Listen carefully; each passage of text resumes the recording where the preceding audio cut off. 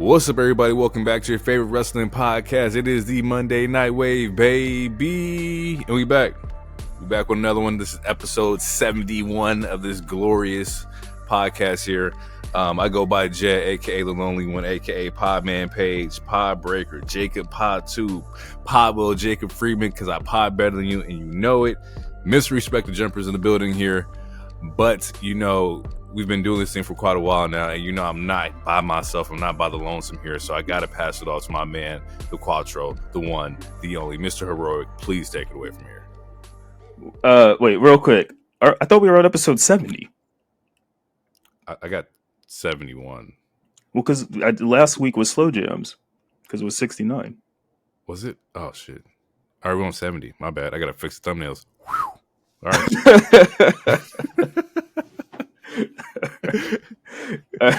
Fuck. All right. Shit. All right.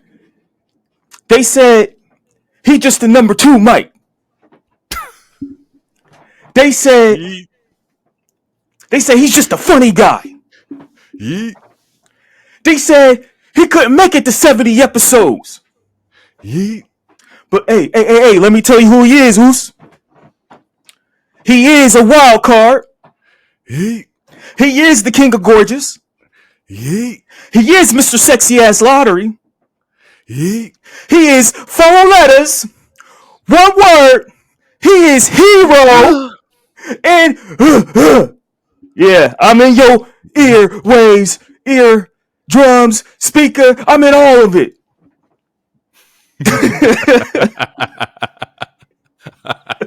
I don't know how we never caught on to the 4 letters, 1 word for you until now, but I do like that, bro. It dawned on me. I think it was Monday night, and I was like, "What the fuck? Why did it take so long?" I was like, and I was going to tell you guys about it, but I was like, I'll just change my name. But I was like, yeah, this was the intro I was going to do for the show. that fits. Speaking of 70, okay, so I just remember. Okay, so there was some news I didn't put in the group chat. It's wrestling related. So there's this wrestler named Don 70. He's from Nova Scotia. He used to work the independent scene, like mostly in Canada, like within Edmonton and in Alberta and all those areas. And around, like, let's say mid 80s to early 90s, he also did a couple stints in WCW and WWF at the time. He was one of the first people that fought like the Undertaker when he became that Undertaker gimmick. But Mr. 70 was just arrested last week for cannibalism. Right? Wait, what? Right? Exactly. Right. What? But check this out. They just released Mr. 70 because they couldn't figure out who's 78. Go ahead. Snap on. Jesus Christ. All right, people. News segment here after Dad Joke Hero.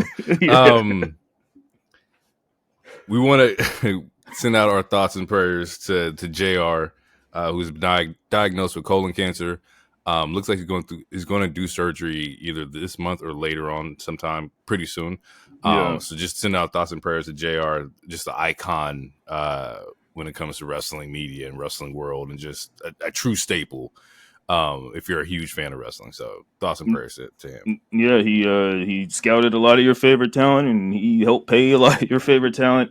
He's been the voice of wrestling for a very long time. So shout out to JR. That just means he's not going to be on Double or Nothing. So or at least I wouldn't expect him, you guys. So but other than that, and even then, he was only doing like main events, which I also respect. Like, you want JR's voice, you got to make it to the main event, and I like that aspect of it.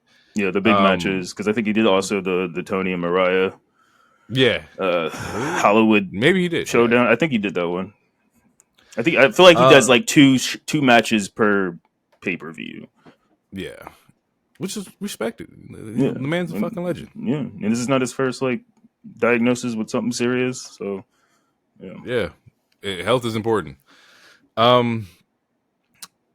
Shout out to Willow. Willow resigned, multi-year contract. We said it last pod that we didn't think that she was going anywhere. It would be quite surprising if she did. But it looks like she is signed up and being used immediately, and we'll talk about that later in the show. But yeah, congrats to Willow. Get that back, much deserved. You will never hear me say anything crazy about Willow as far as like in-ring ability as a talent. Like, she's fucking amazing. You know, shout out to Willow. WWE Draft is scheduled to happen before SummerSlam. Usually it happens like, the after Mania period. Like right now, you kind of start seeing like the draft happen and whatnot, maybe after Money in the Bank. But it's going to happen before SummerSlam. Do we have anybody we want to see get switched over or drafted to the other side? I would say I need one of the big three. As far as the Cocoa Butter Combat Club, I think one of them should be on Raw, just because. I think we need a strong black woman character on Raw because they all are on one show. And I could see it being Jade if they don't want it to be like Bianca, because if you do Bianca, then you got to send the Street Profits, which I wouldn't be mad at that either, but we'll see. And then if you send Naomi, then you got to send Big Jim. So Jade is probably the easiest one in that sense. But other than that, I feel like I'm kind of content with the roster for the most part. I wouldn't mind Seth and Punk being separated.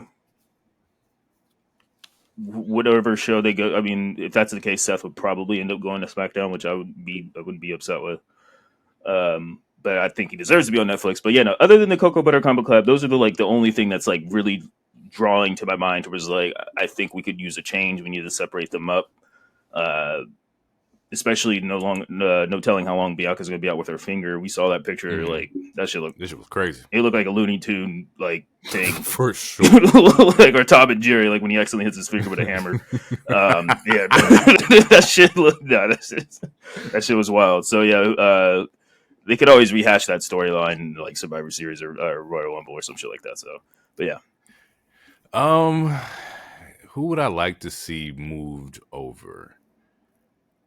I would prefer that you did move Big Jim over, and if that's the case, Naomi, because now we got everybody on Raw, and I would love to see Naomi in a position where she could be one of the leading ladies of Raw. I love this character that she's portraying now, the theme, the entrance, the gear, all of it.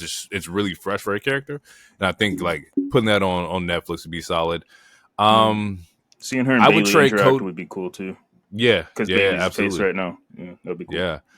I would trade Cody for Seth. Weird. I think we could do that. I think Cody on Raw makes a lot of sense. Not saying he wasn't on Raw anyway, because he was working doubles by being on both shows. But I think the interest that Seth has would boost up SmackDown dramatically to where you'll tune in to see what is Seth Rollins doing, what is this group doing per se, and then. Tag teams. I would move some tag teams from SmackDown to Raw. I don't know who yet. But it's if it's not the Street Profits, I'm putting. I would send Fraxium. I think Fraxium should. I was thinking Fraxium because based on how they're booking them already. Like obviously they believe in those young guys, and those young guys are very exciting to watch. Which I feel like you kind of want that on SmackDown. Because I mean, SmackDown's tag team was already that tag team division was already killing before they even showed up, and like Raw's tag team division, it needs a fucking spark. So if it's not Fraxium, then it's Street Profits to me, or you give us the Lucha Bros, like that's yeah. Like at this point, they're not moving Penta off of Raw. Penta's. He won't be there for a minute. Yeah, no, you gotta hit the streaming service for Penta. He ain't no regular TV nigga, you know. No regular TV nigga. So in that case, Ray Phoenix got to move on over. So who would you trade for Ray Phoenix? What would it be like? Dragon Lee. Just keep it easy, bro. Bro. I'm just saying, it has nothing to do with the fact that they both have masks or they're both Latino. I'm just saying, it's like Wario for Mario or, Bizarro Superman. Just, yeah, they're too similar. I don't think they should be on the same show. So I'd trade Finn. I'd send Finn to SmackDown. Yeah, for Phoenix. I wouldn't be upset with that, especially since we got to similar to how we had to keep Damian away from Judgment Day. But then you have Finn and Damian back on the same show. Ah, it's true. Fuck, I forgot about that. But they ain't got to interact for a minute. But that is a thing that they would be able to see. Damn. Damn, that's a good one. Yeah. Shit. Okay. As far as women's side, we're okay. Like, we're not trying to move any women over. Is there anybody that you would like? I know the division's kind of like not depleted, but it's a little bare bones anyway right now. Mm-hmm. Who would we like swap over? Would you put a Rhea on SmackDown? No, Rhea's Netflix. You can't do that. Yeah. Yeah, man. I mean, I wouldn't mind the Naomi one, like you said. I think Jade would be honestly any one of the big three. I think should definitely move. It's not even the fact that they need a black woman just for the aesthetic or just for the balance. It's the fact that like all three of those black women are huge stars in my mind for different reasons, and having like having the three women that just gave us easily one of the best matches this year on the same show wouldn't be a bad idea. You know, having Bianca on Raw would not be a bad idea. Especially because, you know, her and Tez has, you know, I don't know if they still have the reality show, but that's cross promo you can do. Granted, it is on Hulu, so maybe they wouldn't do that. But yeah, no, I'd be happy. Excuse me, I'd be happy with Naomi. I'd be happy with Jade.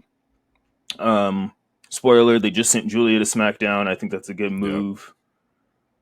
Yep. Would you send Chelsea to Netflix? You could, but then I feel like I don't want to break up the Secret Hervis. True. She is part of a faction. And she is one of the most entertaining parts of SmackDown. So I don't know. That would have to be. You might have to give me I don't know. You might have to give me 5 for Chelsea because that's 3. I don't know. That's a different. You know, I'm not trying to get fleeced.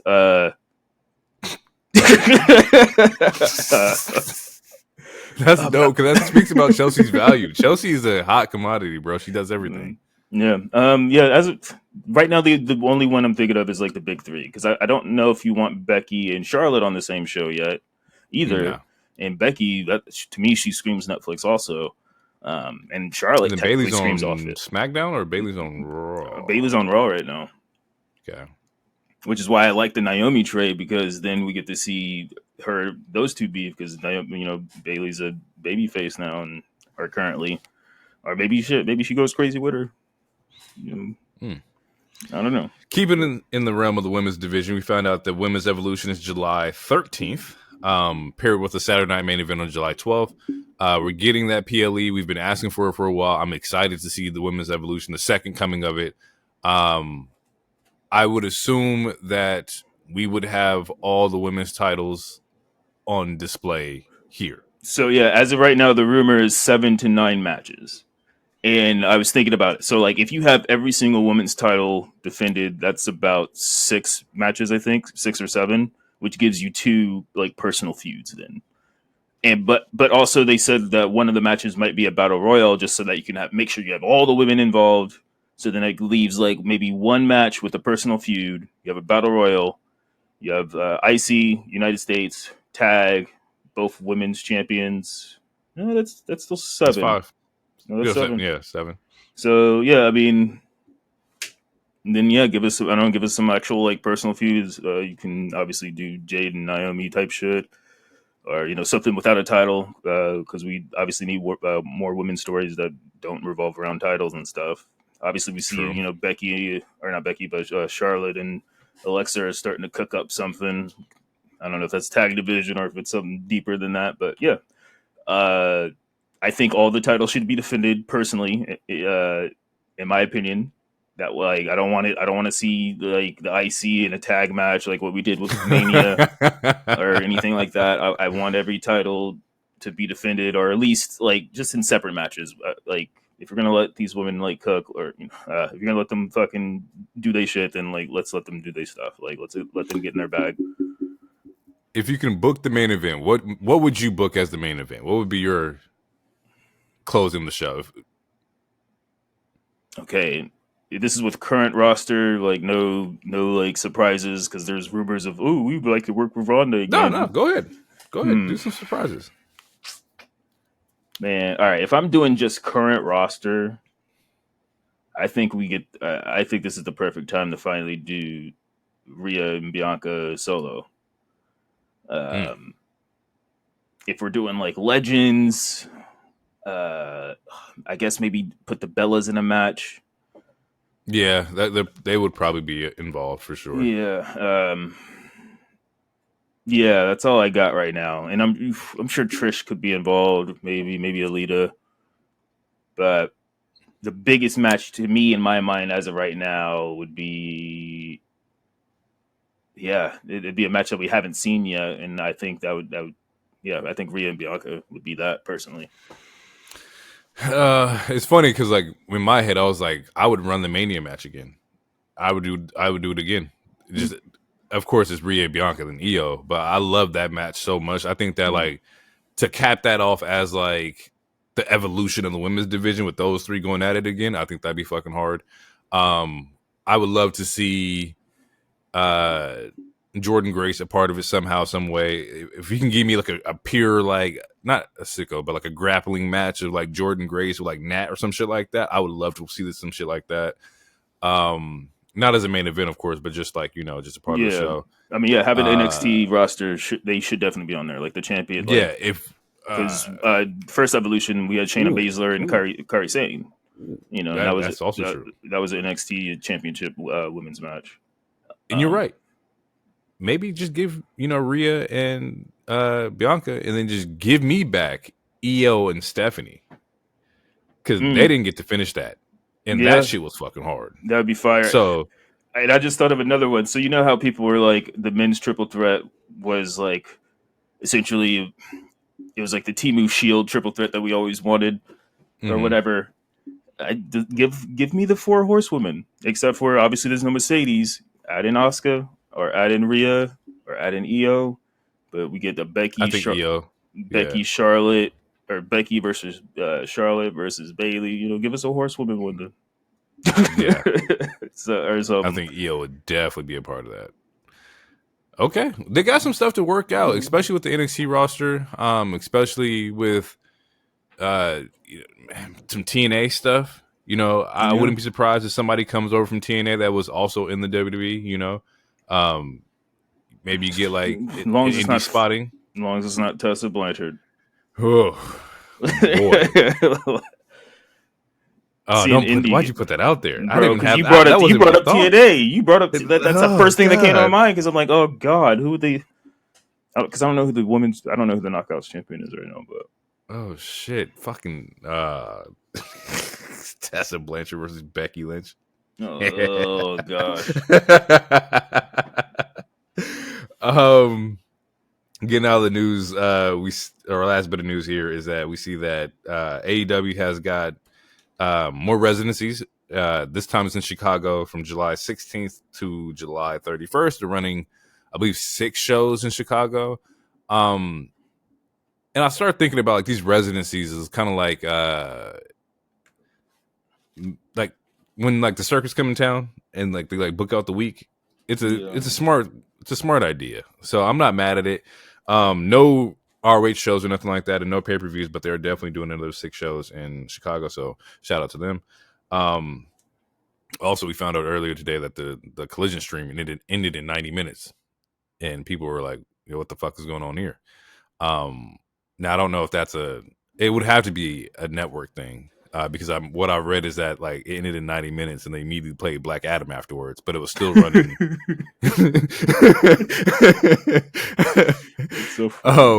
So they had to reschedule, and so it's running its entirety later on today. But it was just funny to be like, I would be so fucking hot, bro. I'm like, okay, I'm watching Collision, and nigga, is that Black Adam? Yeah. Do you know where Collision's at? Like, are we sure it's a network thing? It's not a weather thing? Because fucking there was a tornado yesterday in St. Louis or whatever. That's true. I'm not sure where they're at. We can figure that out later. But let's jump into Raw. Raw kicks off with a CM Punk promo. He's coming out with his Drake bars. He got a lot of enemies. You know, and he's pissed off himself. He's mad at himself because he's been here before. Why did he trust Heyman? You know, he smacked me with a ladder before. He calls Heyman a fat little snake. Seth is Timu Seth. Like he's getting some shit off. The body shame is a joke. Can we talk about the real elephant in the room? I don't know if that's why you chuckle. Because Punk, once Seth came out, Punk said the most egregious fucking line. Go ahead. It was a bar too. I was like, damn. It's not a bar, bro. It's the bar he thought it was. That's not the bar anyone think. Bar. He said the bell got a ring at some point. He said that shit to Seth. Oh, see, we talk about before that. No, same bar. Okay, well, it's the bar. You're just a song. You're just a song. You're just a song at this point. The bell. You're just a song at this point. At some point, the bell's got a ring. Was the line? You're saying that to Seth Rollins, one of the best in-ring workers of this generation, someone who has had bangers matches since. I mean, this whole year. He's main evented like 5 Raws. Every match has been fire as shit. The triple threat at the Mania. You saying bro? That's like that's like telling LeBron at some point the game's about to start. Like it's just like what do you like? We're talking about Seth Franklin Rollins, bro. Like what do you? When the bell ring, he's gonna make you look good. Like so, what are we talking about?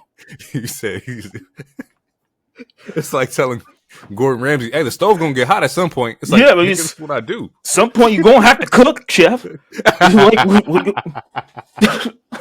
Like talk about Seth Rollins, bro. Like that is, and it's like, what makes it so egregious and so like comical is that I saw people who I follow who don't like Seth Rollins, who were like, hey. You kind of tripping with that one, bro. Like he was like, "Hey, you like that one that's a reach." Like, what do we like? At some point to Seth Rollins, like that lost all.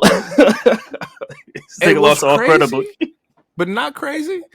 Is that I have not seen a bad Seth Rollins match that wasn't like his fault. The Red Hell in Cell, I don't think that's on Seth. That's not on Seth. No, that's Vince, and that's the only bad match I've ever seen Seth have. That's a VKM thing. So I guess I can't technically say I haven't seen a bad Seth match, but the ones that he's able to control and he's doing his thing, I haven't seen been like. There's never been a match I was like, damn, that was terrible. It hasn't happened. The boy's solid. Like he is solid. He's like you can say what you want to say about his promos, but like his in-ring ability is absolutely top tier. Like I will put bias or not bias, I'll put him up against a lot of people. Seth Rollins is that guy, and it'd be like, oh man, a bell got a ring. Like that line would work on like some other people. Like you could use that like against like a. I don't want to be a tag team guy. I don't want to be mean to anybody, but Seth Rollins, come on, bro. Anyway, they start the fight, and the numbers game happens because both Jey Uso and Sami Zayn come out to help, which it sets up a tag match for Saturday night's main event. We were going to get Braun Breaker and Seth Rollins versus CM Punk and Sami Zayn, which is a very interesting tag, which I asked the question the other week. I was like, I'm pretty sure are we going to get this? Because like that's when the Roman news came out that he's out showing up for a while, and then looks like we're getting it. It was interesting because like inside this promo, Seth says Punk is the reason he isn't world champion, and asks if he just loves being on the wrong side of history. Oh wait, he's like, Punk loves to play victim. He come out here, boo-hoo, cry him a river, and Punk wants to desperately die a martyr, right? And I was like, huh. Now that I think about it, he's not Is Punk stopping Seth from being world champion? He said here? Yeah, well, I mean, I guess he said he's like, oh, you're never going to be champion as long as I'm around, which is the same. As long as I'm here, yeah. Yeah, it's the same shit he said to Drew. It's like, bro, find some business, bro. Find some business of your fucking own, bro. I mean, technically, you did steal his wise man. Hey, you stole his favor. he didn't get stolen, bro. He like the contract got bought out, bro. Like you used a Oh snake, bro. shit. Like he didn't want to work with you. Like, Oh fuck. Um, we see that they do have a great match between Gable and Penta. They have a great one. We see that um in Judgment Day, Dom is questioning Finn's like backup because he was a little hesitant in Backlash. It's like, yo, that chair shot, man, you kind of a little slow, you a little late. So it's kind of like still braiding or threading the story between Judgment Day and Dom and Finn. Yeah, around this time they announced that the Saturday Night Main Event tag team's happening, so we're good there. We got a Jay Uso promo, right? Jay gets on the mic. He says, he got a lot going on. There's a big target on his back, because he's the champion. He says Logan Paul's out here talking the side of his neck, ducking him. But Saturday Night Main Event, it's the two of them face to face. And, afterwards, still going to be your world champion. Enter Gunther, who says that no matter who wins, I'm up next. I don't care about Logan. I don't care about the Yeet Man. Y'all going to have to see me. And I'm sitting here a little confused because it's like, we've been here before, right? yeah. Where is this story, or where's the story going with another rematch between Jay and Gunther? Because I thought, I guess I can't think or thought, but I just don't know. I don't want to see it again. Yeah, it's too soon for me. Yeah, no, I'm also curious to why they're doing this already. I feel like maybe I'm being too optimistic. I feel like we might get a swerve, or maybe it's because you have to. I guess I have to assume that rematch will be at Money in the Bank, and maybe that sets up Jay getting cashed in on or something. Which is a reason why he's going against a monster, because it's like you barely survive Gunther again, and then maybe you get cashed in on or something. I mean, that's the only thing I can think of as of this moment. But yeah, I'm really curious to why they're doing this this soon, because we talked about it off air. I think this would be match 4 or 5 now. I want to say 5, but I think it might be 4. But that's all within a year and a half. Year and a half. So yeah, I think as the qualifying matchup for Money in the Bank happen, we'll get a bigger picture on what is probably going to happen. Right now, I don't think we've seen. Has there been qualifiers for the men? Was it 2? It was on SmackDown. I know Solo was one of them. Yeah, Solo got in, and yeah, it was only Solo. And then there was a women's one. And the women's one. I think there was a men and a women's one. Yeah, but yeah. So we probably see that coming up this next Monday, or today if you're listening to it. But yeah, I'm very interested in seeing where this goes. I was thinking, because after this, Braun Breaker goes and spears Jay behind or backstage. After he was talking to Seth earlier about go handle that man. Is there a way that Logan Paul could get the belt off of Jay due to interference from Seth? No, I don't think so, because Seth will be in a match that night as well, and also I think if we're staying true to Seth's character, like the way that his character has been portrayed, as far as like him not liking Punk and what he felt about Roman, and even what he felt about Logan since WrestleMania 39 when they had their match. To me, it wouldn't make any sense to help Logan win another part-timer, someone who you don't like part-timers. So to me, it wouldn't make any sense to help a part-timer win the biggest prize, especially when you feel like you could beat Jay. And that's kind of like I don't want to say it's easier to beat Jay because he's beaten Logan, but to me, character-wise, it wouldn't make any sense. That would be like super left field, in my opinion. Yeah, I know we've been looking at everybody's looking at Seth's faction as evolution, right? So everybody's like, oh, who's going to be this 4th member and whatnot. Yeah. And we had mentioned before to where Logan could possibly be the 4th member. DT mentioned that. It was a terrible idea. But so where Logan could be the Randy of this group. And as much as, like I said, I hate it, it makes sense. He would have to be there weekly, and he's not. That's another reason I don't think it'll work out. Unless he's going to show up weekly until whatever this story is finished, then I don't think that's going. It doesn't. I don't think that's going to work. Yeah. A lot of people are saying it could be Sammy. I give it take it. Like some people are saying, like Sammy's going to betray Punk. Nah, I don't want that only because I feel like I'd rather if Sammy's going to turn heel anytime soon, I'd rather him. I think it would be a better story if he turned on Jay. But also, I don't want Sammy to turn heel because he's still my Royal Rumble pick for next year. So,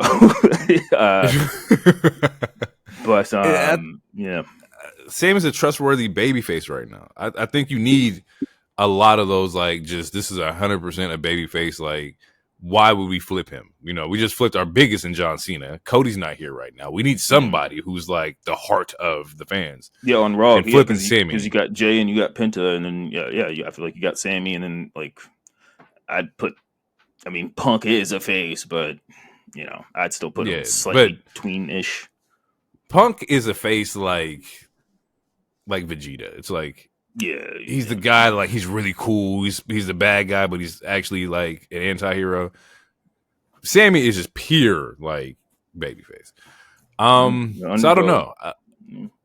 I don't know who you would add to the. Like, I saw someone, and I didn't think about this name and honestly, I don't know how I feel about it. But I saw someone mention Ilya, and I was like, I wouldn't be mad at that. I wouldn't be mad at that. Like you talk about some workers. You talk about a faction of like real workers, bro.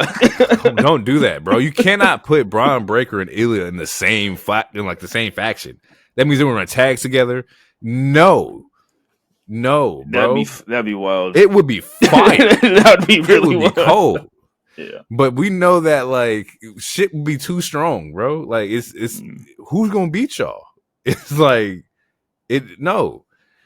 Now on the flip side of like Ilya challenging Seth's faction, I could see that happening too. Yeah, I could see him being like, I see that happening as well. The neutralizer for Braun. They do have a history there. Like yeah, on the same team. Jesus Christ, bro. Katie to the Warriors. Like, goddamn. Yeah. We get a dope match here with AJ and Finn. In my notes, I wrote this one's for the New Japan, the Bullet Club members. This is for like the historians of wrestling. You know, Too Sweet gang. You know what I'm saying? Yeah, for sure. Definitely Too Sweet all over this one. Long match. They had a lot of time in here, and they worked. It was a really dope. It was really dope to see AJ work with like somebody of his speed. And this is going to be the first time I mentioned this exact like terminology. But to see him like work with somebody who understands his work style, understand like they have the same like chemistry, and they've also wrestled each other like 5 or 6 times already. So yeah, as far as main roster goes, they're because Finn posted it on his Twitter. They're 2-2. So as far as main roster goes, they wrestled each other 4 times. But I don't know about the New Japan stuff, but obviously they were in the same faction and shit, like you said. Yeah. So yeah, the chemistry's there. They have the chemistry. Chemistry was fire. In my notes, I was like, this is dope. And then like in another life or another world, this would have been a dope like WWE Championship like kind of match. Granted, it's still, I feel like it's too late for that in their careers currently, but in another timeline, this would have been fucking fire. It's not too late, bro. We just got to get the belt on Finn within like a year.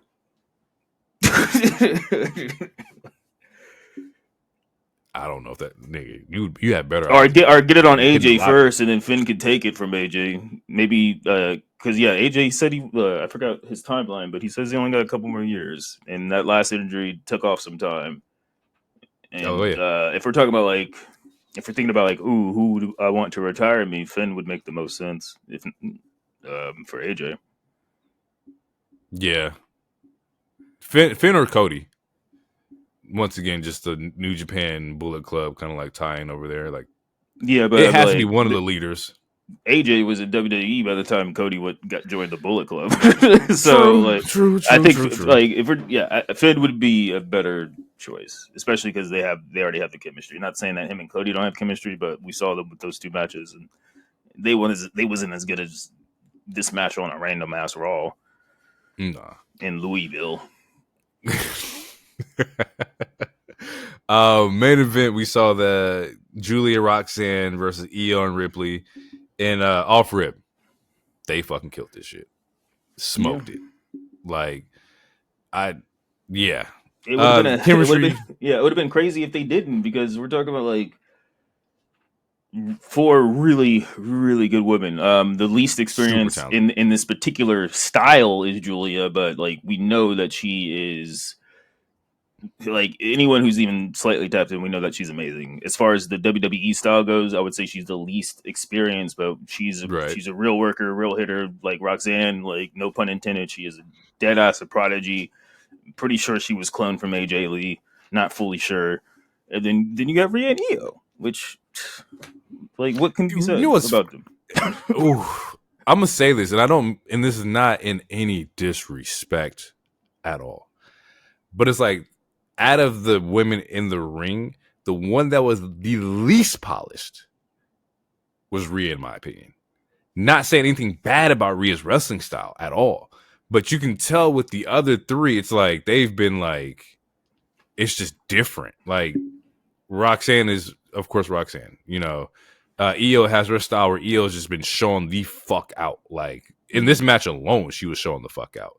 The chemistry between Io and Julia was fucking crazy.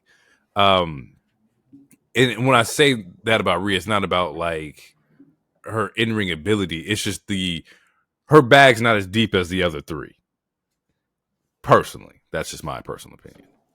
I think what it was is that she was the biggest gal out of the four, so she had to like wrestle a certain way. Maybe that could be it, just to like differentiate, like, because you got two former Joshis, so you know what they kind of gonna do, and then Roxanne, like tiny lady, but like very technical also, and crisp. So it's like you kind of need something else to differentiate the other styles within the ring. I would say it might be that, because like we know when Rhea's in her bag, like we know she can go in her bag. Like when you think about like when the match with like her and Charlotte, or like even the match with her and Nia in the Elimination Chamber. But it's like, how much can she show? She's not the main champion. I think she did get the pin though, which people were. I kind of want to have a TED Talk moment. It doesn't have to be this episode, but like the parasocial relationships and that these fans have online is really, really like bringing wrestling down to where it's like, I don't even want to be online. Like, it's exhausting, bro. It's exhausting. Like, I understand. Like, I'm a Seth stan. My picture is a Seth Rollins picture. I'm not here belittling other wrestlers, saying they're not as good as Seth because he's not getting this push, or I'm not arguing with everyone here or there, and like it's ridiculous to where it's like, I feel like you guys don't even like the show, and everything is bad. If it's not your fave, everything is bad. I saw women accounts hating on women just because it wasn't your woman, and it's like I thought we was like, aren't we all supposed to be family and shit? Like, it's just it's really weird. It's really creepy. The worse technology gets as far as advancement, the worse this has been getting, to where it's like it's another reason why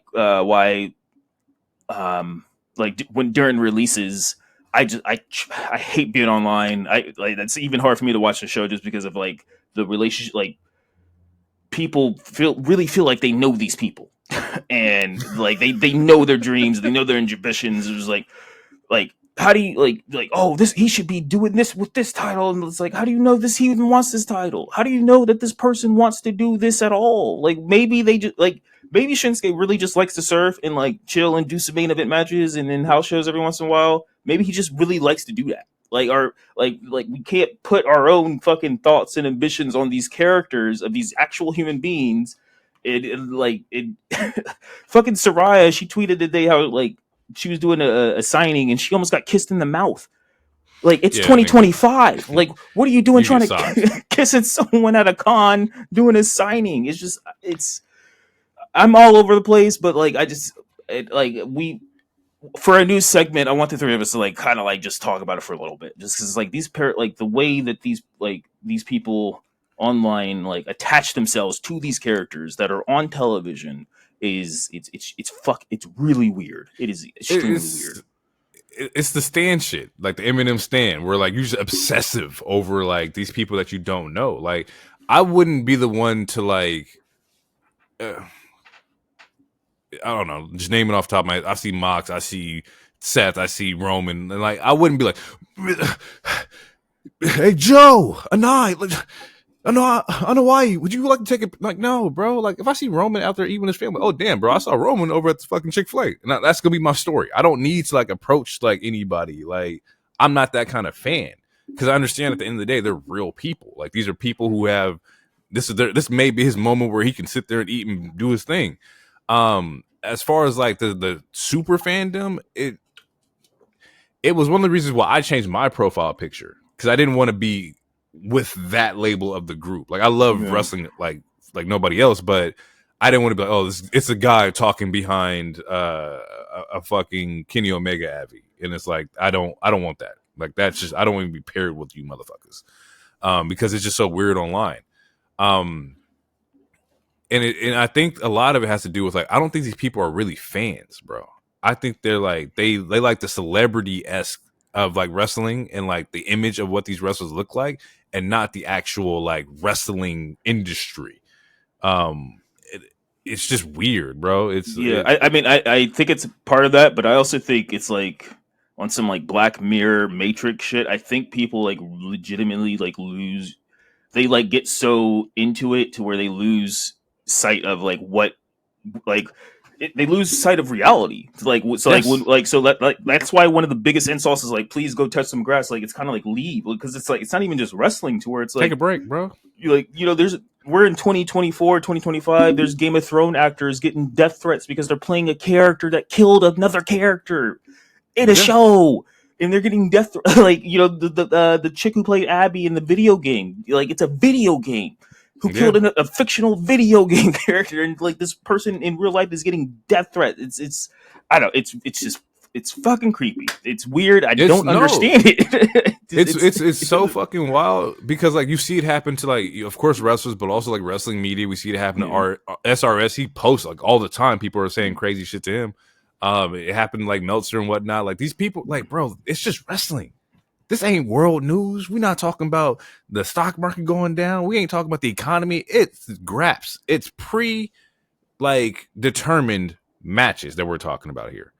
Yeah, it's a TV show. Like it's like, bro. It's okay to escape reality. Like escapism is fine. Reality sucks. There's a lot of bad stuff that's happening right now as we speak. But holy shit, like you can't lose in touch reality so much to where you'll have a breakdown and threaten people or dock someone because they're not a Mercedes fan or something. Like you can't. Like, nuts, you shouldn't do that. Like it's just so. It's wild. Nuts. And the wrestlers themselves would tell you not to do that. They've always come out and be like, hey, like don't do that. And also, I forgot what I was listening to, but it was another pod. I think it might have been a Chris Van Vliet episode where he's just like, bro, they're everybody's fans anyway. Like the tribalism only exists within the fans. It's only a fan thing, and it's only a thing inside the wrestling industry. Like you guys are tripping, bro. They you don't think Bailey talks to Mercedes on a regular? Like they're best friends. You don't think we already know that like at some point Mox and Roman and Seth were all texting each other kids, like pictures of their kids and shit like that. It's like, bro, like the only people pushing the line that hard is y'all weird motherfuckers. Like, chill. But yeah, you're right. The parasocial shit does get exhausting, bro. It's online, and I'm like, I try to block as many accounts as possible, I don't want to see it. People and it has nothing to do with like the individual. I don't know these people behind these accounts or these accounts themselves, but just the message that you're pushing. It's like, bro, it's too much, bro. I'm just gonna block it. Too much. There's some. Because it's too fickle. Like they switch every fucking week. Like remember, like Priest was just getting hated all of a sudden. Like fucking Io wins 3 matches and now she's Io Hogan. Rhea gets the pin this last Monday. Now she's Rhea Hogan. Like like someone does something to your fave or just anyone else just because you don't like them. Like well, look at them. They're trying to take the spotlight. They're trying to do this, but like, it's exhausting. It is. I know. It's just exhausting. It's like I don't.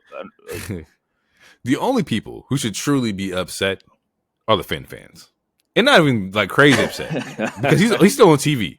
But if you want to really get down to the nitty gritty, the motherfucker who should really be mad at their boy not shining is the Finn Balor fans. I would understand. Y'all vitriol. I'm a Finn Balor fan as well, bro. Don't boost up DT.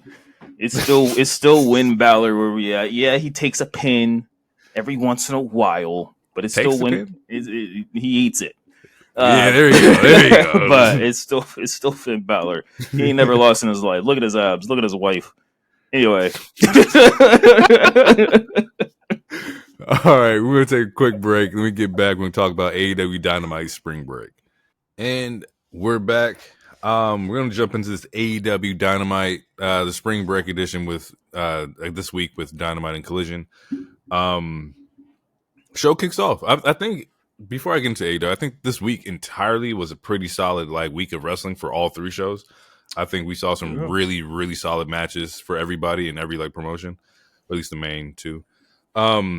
But yeah, AEW kicks off with Konosuke, Josh Alexander versus Ospreay and Hangman, which I thought was a banger match. This tie or story here is that Hangman and Ospreay are opponents for Double or Nothing, which happens next week. Yeah, it's a can they coexist thing, which typical wrestling storyline. For sure. Can they coexist? Which they do. They do, and the match was for a little bit. yeah. But I did enjoy that. I enjoyed the dramaticness of Ospreay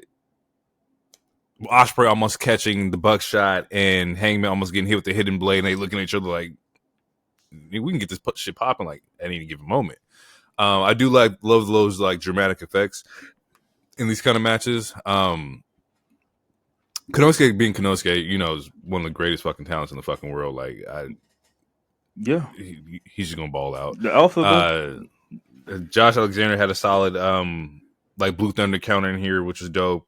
I actually liked the tag team of Will and Hangman. It kind of worked for me, the aerial spaz versus the hard nose blue collar wrestler. That kind of worked. I like seeing them as a tag team. Hopefully they can figure that out somewhere down the line. But anyway, double buckshot, hidden blade gets the win here. It was a cool ass finish. It was a dope finish. So I'll say this: the match itself was good. I thought the coexisting part of the match was not paced as well because, before the match started, there was a quick camera shot where you see them laughing, and then you see another camera shot, and then they're in character, and it's all right.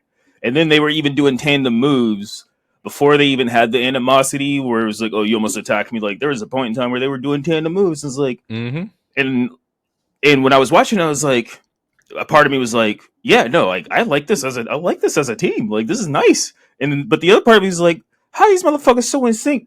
You're not supposed to, you should be in sync like this. Y'all working like a well-oiled machine. So I just feel the pacing between the coexisting part was all right, what are we doing here? Because it wasn't towards the last 5 minutes of the match where it was you almost hit me, whereas they started actually having problems. But no. Overall, the match itself was a good match. It was a good opener, and man, that finish, I like it. I like it. And shout out to Josh Alexander. He got a bag to take multiple L's in his debut. But hey, man. Feed the family, bro. That's all that really fucking matters at the end of the day. Get that back, bro. Feed the family, which is what he said he was going to do. He went to the best spot where who's going to pay him the most money for him to feed his family. Yep. And when you mention the chemistry, they definitely did have some tag team spots where what the fuck? Y'all ain't never wrestled with each other before. Yeah. He's not part of no United Empire. They look best friends. I was what the fuck? It's how are y'all so good? That's funny. We get a match with Zach Gowen versus Ricochet. Once again, I'm loving Ricochet in his heel bag here. Okay, real quick. Okay, so I told this to DT personally. So this isn't me taking a shot at him. I texted him and I was this match is your fault. And it was before the match even happened, I think. But I was this match is your fault. And he's well, I'm not taking any blame for this. It's no, this is your fault. Because he was isn't it, because the way it started is isn't it ironic that, we had the Street Profits match that had a leg, and then we have the Zach Gowen thing. I was no, it's not ironic, because it's your fault. You, on that episode, he emphasized so much how important that leg. that leg spot was. Like, it was. That's why it didn't need to be on Mania, because we wouldn't have got the leg. Like, he emphasized so much on the leg, and I feel like TK heard, because obviously we know TK's online. He'll change it. He'll change someone's song right after the match. We know TK's online. He heard what DT said. He's like, I bet I see you. I see your leg, and I'm gonna raise you a leg. And that's what we got. So I had to throw that out there. For the audience who's not familiar with Zach Gowen is a pro wrestler. For 20 plus years. I think my first instance of Zach Gowen was Zach Gowen and Brock Lesnar, where he was in a storyline with Brock, and he's missing his leg. He has a prosthetic leg, and the gimmick or the story is implications that with Brock was just dog like. That's when he was a beast. He was just beating up people and breaking people's legs. I cried on that episode of SmackDown because that's when I thought wrestling was still real, you know. And I was like, why is this monster beating up a handicap man? You know, like, like, bro, I legit cried a little bit as a kid, bro, because I was like, that's so mean. It was terrible, bro. He pushed him. He was F5ing him into the turnbuckle. His mom was front row. It was like, yo, it's the craziest shit ever. But fast forward 20 years later, and we get Ricochet versus Zach Gowen. And my initial thought was that, like, it's dope to see this in 2025. In the aspect of like Zach Gowen actually wrestling, right? He wasn't getting like dog walk, nothing like that.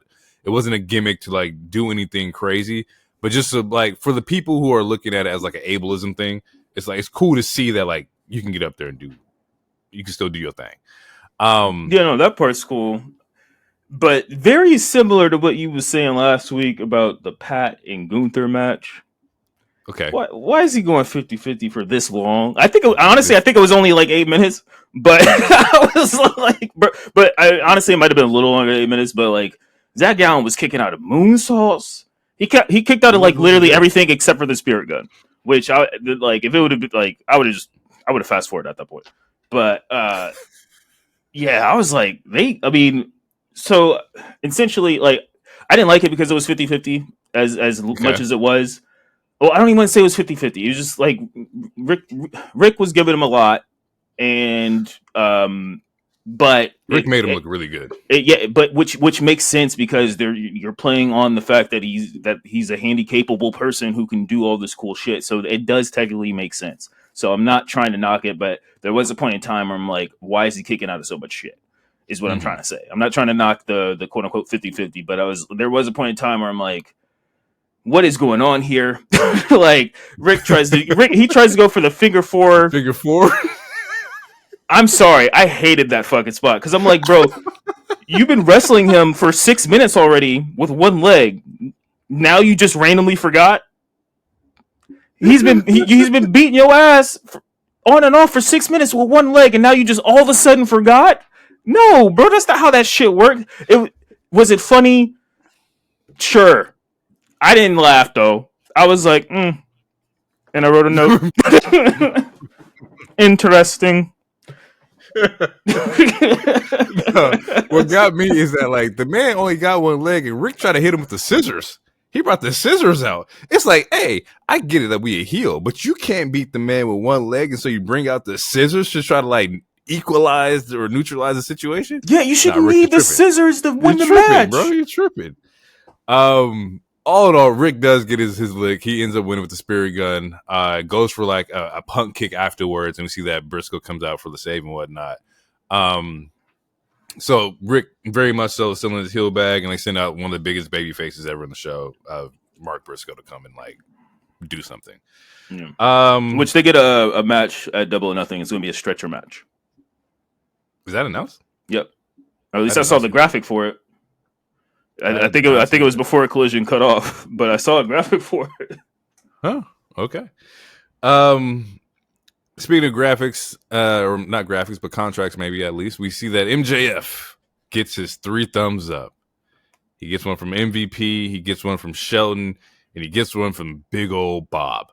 The dope part about this segment is that, like, Shelton's in the back, like, hey, if you don't give you this thumb, I'm about to super kick your fucking block off.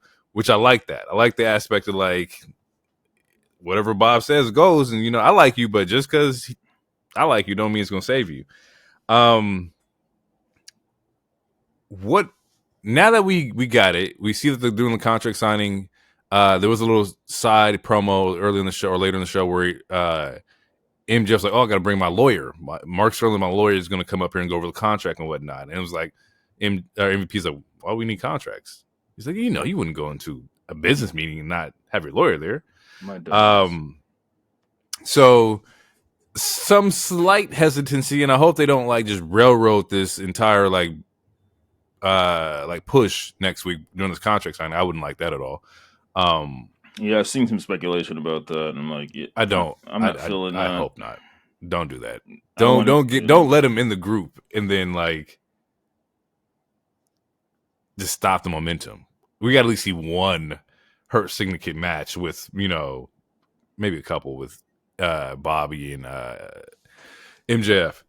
I would also like to see MJF come out doing the theme song. I want to see what his entrance is like, how he changes up his shit. Like, yeah, I want to see I want to see. Yeah, I want to see the dynamic of how he works in this group before they instantly break it up or they just don't let him in. I'm also very curious to what's going to happen with the tag team division because obviously there's not a lot of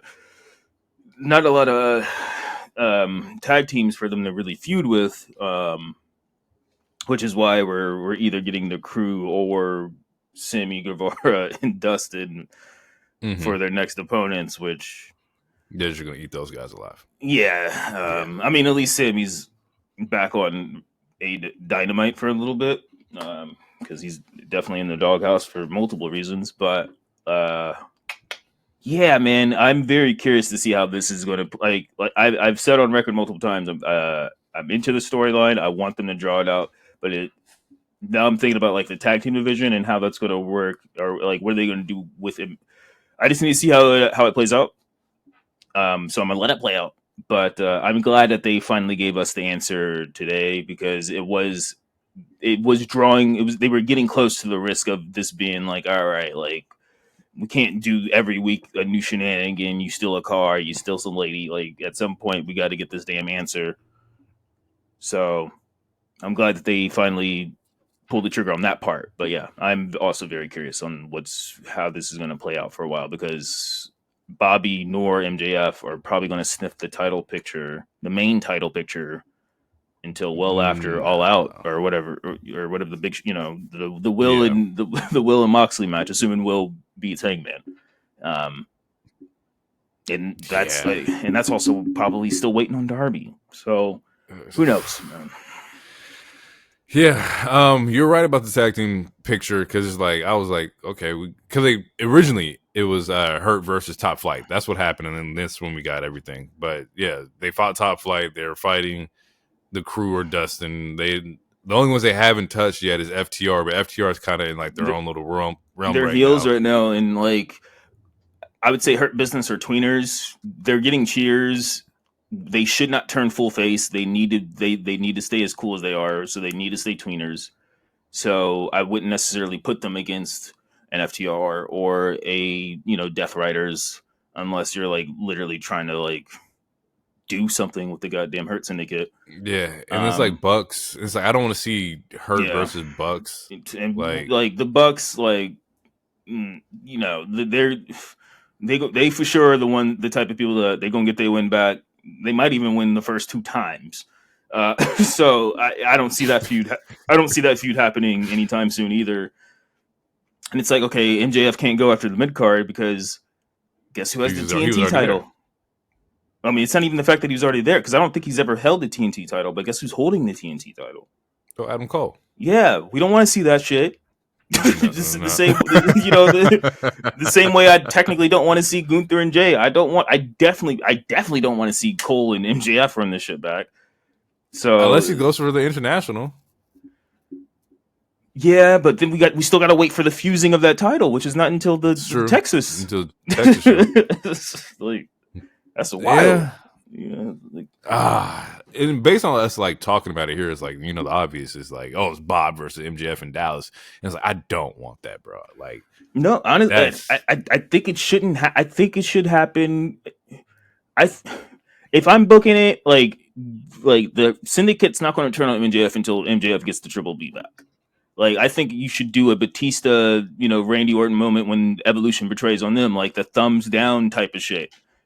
I think that would garnish the most amount of reaction, where it's like Shelton has MJF on his damn shoulders, and MVP gives the thumbs down, and then him and Bobby fucking destroy MJF. Like, I think, to me, like, if you're gonna run a storyline back, because Death Riders, like, that, to me, that's the storyline you should run back. Yeah. Like a mix of Bloodline with Evolution. That's what I would personally do if you want to get the most reaction. And it would make MJF a face again, which people want to cheer him anyway. So, which is what he wants anyway. His whole thing is like, y'all should love me just like y'all love Hangman. It's like that's been his story this entire time. Yeah. And so you can still be an asshole. Punk is an asshole. You just can't do the low hanging fruit stuff. Which honestly, my favorite, he hasn't been doing, which is why I'm interested in the story. How many times have I said I'm so sick of the Xbox MJF? I don't want to hear Xbox Live MJF, bro. Like, I don't want to hear COD at 1 a.m., bro. Like, yeah, bro. Like, he's been mad tame, yo. We have not seen him like go out of character. We get eliminator 4-way match with Toni Storm, Mina, Shirakawa, Azumi or AZM from Stardom, and Sky Blue, who returns after like her injury, which is dope to see Sky Blue back in Chicago, which is her hometown and whatnot. I love this 4-way. I like this this era of these women in these triple threats lately in these fatal 4-ways. Like, these shits have been fire. SmackDown had a fire triple threat too.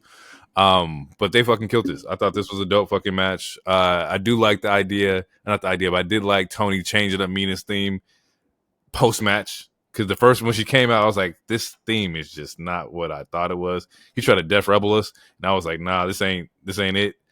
And the fans let him know this wasn't it, and he responded. There was a couple fans, bro, and most of them, bro, they only had like 3 followers, bro. It's like you didn't even have to listen to them. Like, you could at least listen. You could at least listen to somebody with a check mark, Tony. You know what I'm saying?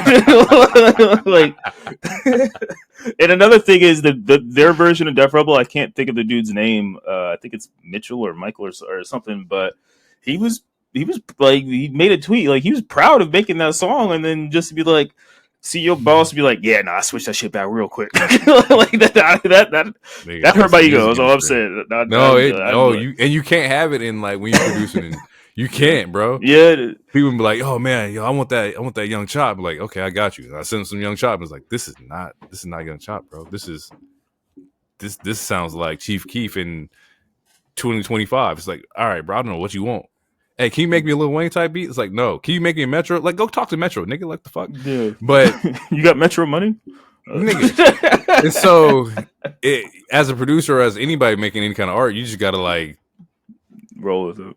Roll with it, bro. You got to roll with the punches. But he does change the music back, because Mina ends up winning this fatal 4-way. Mm-hmm. And she sets up her match with Toni Storm at Double or Nothing for the Women's Championship. And I would be remiss to not think that, like, no Mariah like anything, like there, that is the thread here. Like, and granted, Mariah, we don't know if the rumors were Mariah's leaving or whatnot, and if she does show up, I would assume that there would have been like a contract in place that for her to sign. I don't think Tony's doing that anymore, where niggas is like here for 3 months and shaking. But yeah, the storyline thread is, it's something to pay attention to. Like, the next few episodes, if they don't mention, like, if neither one of them mentions Mariah as a character, it's something to pay attention to. Doesn't mean she didn't resign. No, it doesn't. But it is something to pay attention to see, what they are avoiding or not. What the temp is. Yeah, what the temperature's like. Yeah. There is some Easter eggs too. I don't know if you've been paying attention, but the spider that's been popping up on like Dynamite and whatnot. I don't like spiders, so I definitely noticed it. Because the first time I thought it was on my TV, bro. And I almost burned my apartment down. I have noticed it, and I don't remember the person's name, so hopefully you have it. But yeah, apparently it's leading into a new signing that they just got acquired. I think Tekla or Thekla. I gotta understand how it's It looks pronounced. like Thekla, but I don't know how that's pronounced. Tequila. Yeah, and she had matches. She had a match with Athena in New Japan early this year. Actually, on the show at the beginning of the year, the not Dynasty. Was it Dynasty? No, Dynasty. I don't know. It was the New Japan show. Gotcha. So there's some Easter eggs there. Them unveiling new stars. So I do like the fact that they've been throwing those little Easter eggs out there. It's not something AEW normally does. It's definitely more in It's something that I wanted them to do, like, which is when Bandito was coming back, just like right. Give us tease us, give us some video packages instead of just randomly having someone show up and be like, and then have the fans online be like, the Google's free. Google is free. Like, well, nigga, I'm a fan of the show. Just tell me what this is. Anyway. And and I did do good stuff for Bandito. Bandito's video package was fire. I enjoyed those. Like, that's what I want them to do that more. Like lean into that. That at least if you're trying, it's fine to be the alternative, but there is a certain point of like storytelling or just like sports entertainment, where it's like even UFC has video packages. Like even the most indie promotion, or I wouldn't say the most indie, but like places have like, tell me who this person is. I shouldn't have to Google who this person is like in the first 5 minutes of the match. So I'm not paying attention to the match where it's like Tony Storm's fighting a random Japanese woman. Like, well, just tell me who this fucking Japanese woman is, or whatever. And they did mention that, or they did show the clips of Azumi beating Mercedes and Mina, right? That triple threat at 3 Sergeant show. So they did mention that too. So they did tie in. Why does this girl have Mercedes' belt, and she lost the belt? So we get Mina versus Tony at Double or Nothing. Post match, we see Mercedes attacked Azumi, and then we see Hair to come out and kind of like neutralize or be the equalizer in that situation as well. Yeah, I was gonna say I feel like Mina is a good. Granted, I feel like she has potential like to be a huge star within that particular women's division. I think her and Tony is a good filler and to buy some time till we get Tony versus Mercedes, because I feel like that seems like that's the direction that they're going in anyway. So and I was glad to finally see someone win an eliminator. I think literally this might be the second person that ever won an eliminator since that I can remember in the 5 years. So and she actually pinned the champion too. So true. That's cool. You mentioned that the angle or the direction may be Tony versus CEO, and I'm thinking, is that main event worthy? Would you close the show out with that? I would. I think I don't think there's 2 bigger women that you could do it with in AEW. Yes, that is very true. But if you're getting Will Ospreay, if you're potentially getting Will Ospreay versus Moxley, then I feel like that kind of has to go main event, especially if Will wins. If Will doesn't win, if it's very similar to the other random show I can't remember the name of, then I'd probably be like, yeah, you should have just put Monet and Tony last. Revolution, yeah. Yeah, it was Revolution, yeah, because her and Mariah, Tony and Mariah killed it, and we got the stinker at the end. But if we're talking about place, like, granted, we have seen Moxley and Will Ospreay technically, in the last couple of years, because like they had a couple matches in Japan a couple of years ago, and I think they even had maybe one on Dynamite before Will was even signed.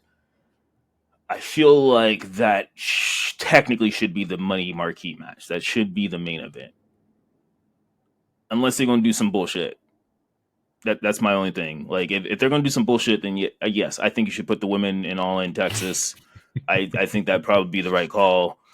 Granted, I feel like the fans ain't going to like who wins, but I feel like that's still going to be, like, fans would rather have Mercedes win than have Moxley retain.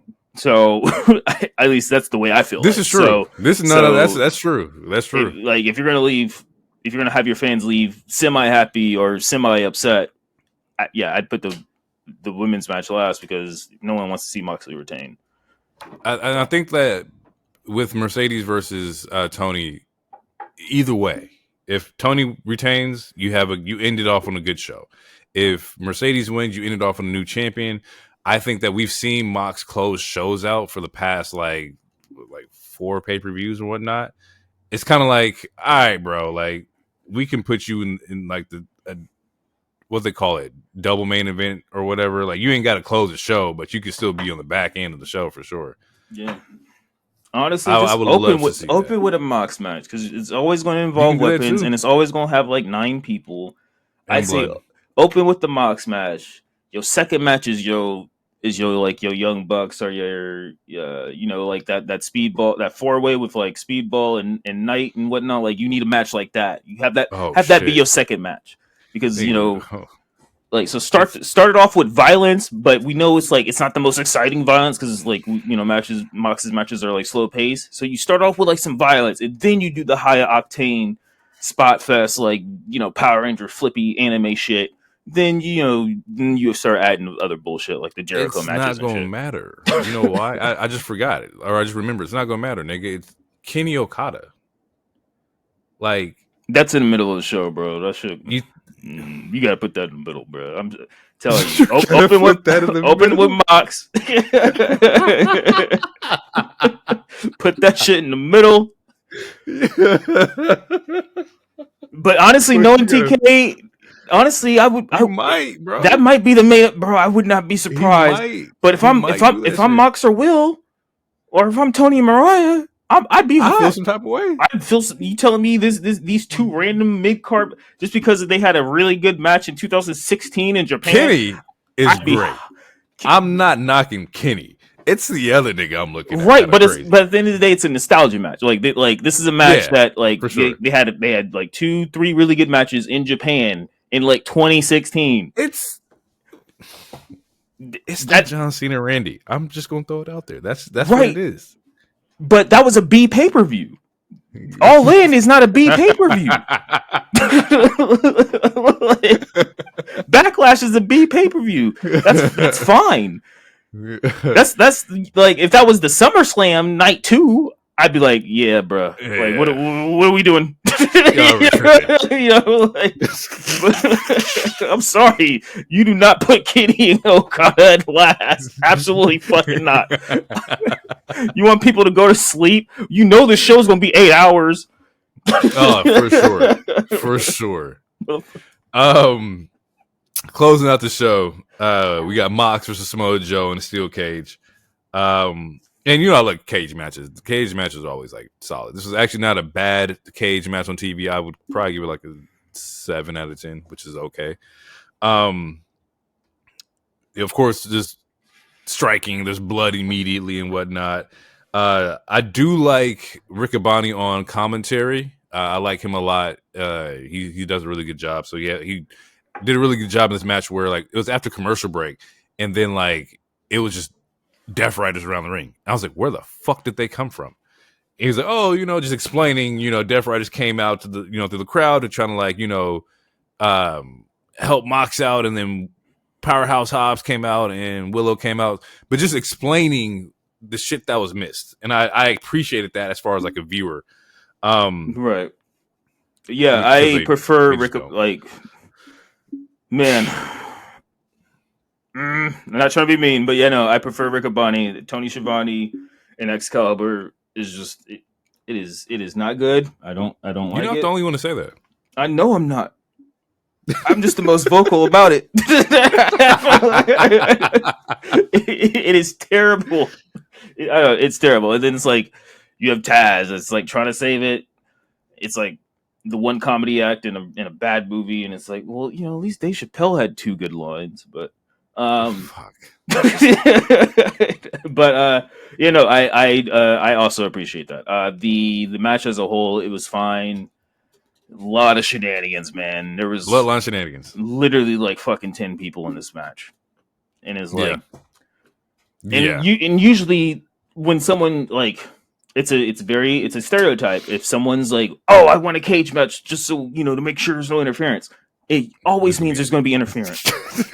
But 10 people, like you bring in the conga line in this bitch, bro. Like everybody, their mom is climbing the cage. Like there was a point in time where they lift the cage up because I think the Bucks come in or something, but then they lower the cage back just so Swerve can get his spot because he jumps off the cage. The cage, yeah. And it's like, so okay, like so it's like you did the order wrong if that was the case, because like you lifted the cage and then you lowered it just for this one spot. It's like, oh, what are we doing here? Like they lowered it, and the way they did it, like they lowered the cage to jump Kenny. Like everybody, Death Riders and everybody was in there just jumping Kenny and Joe and whatnot. So it was like a 5-on-2 at that point. But yes, you are right, Jordan. Why don't y'all just go through the cage door, right? And then he could still do his spot without you having to lift the cage up and then drop it back down. I get that. There was just other ways to do it.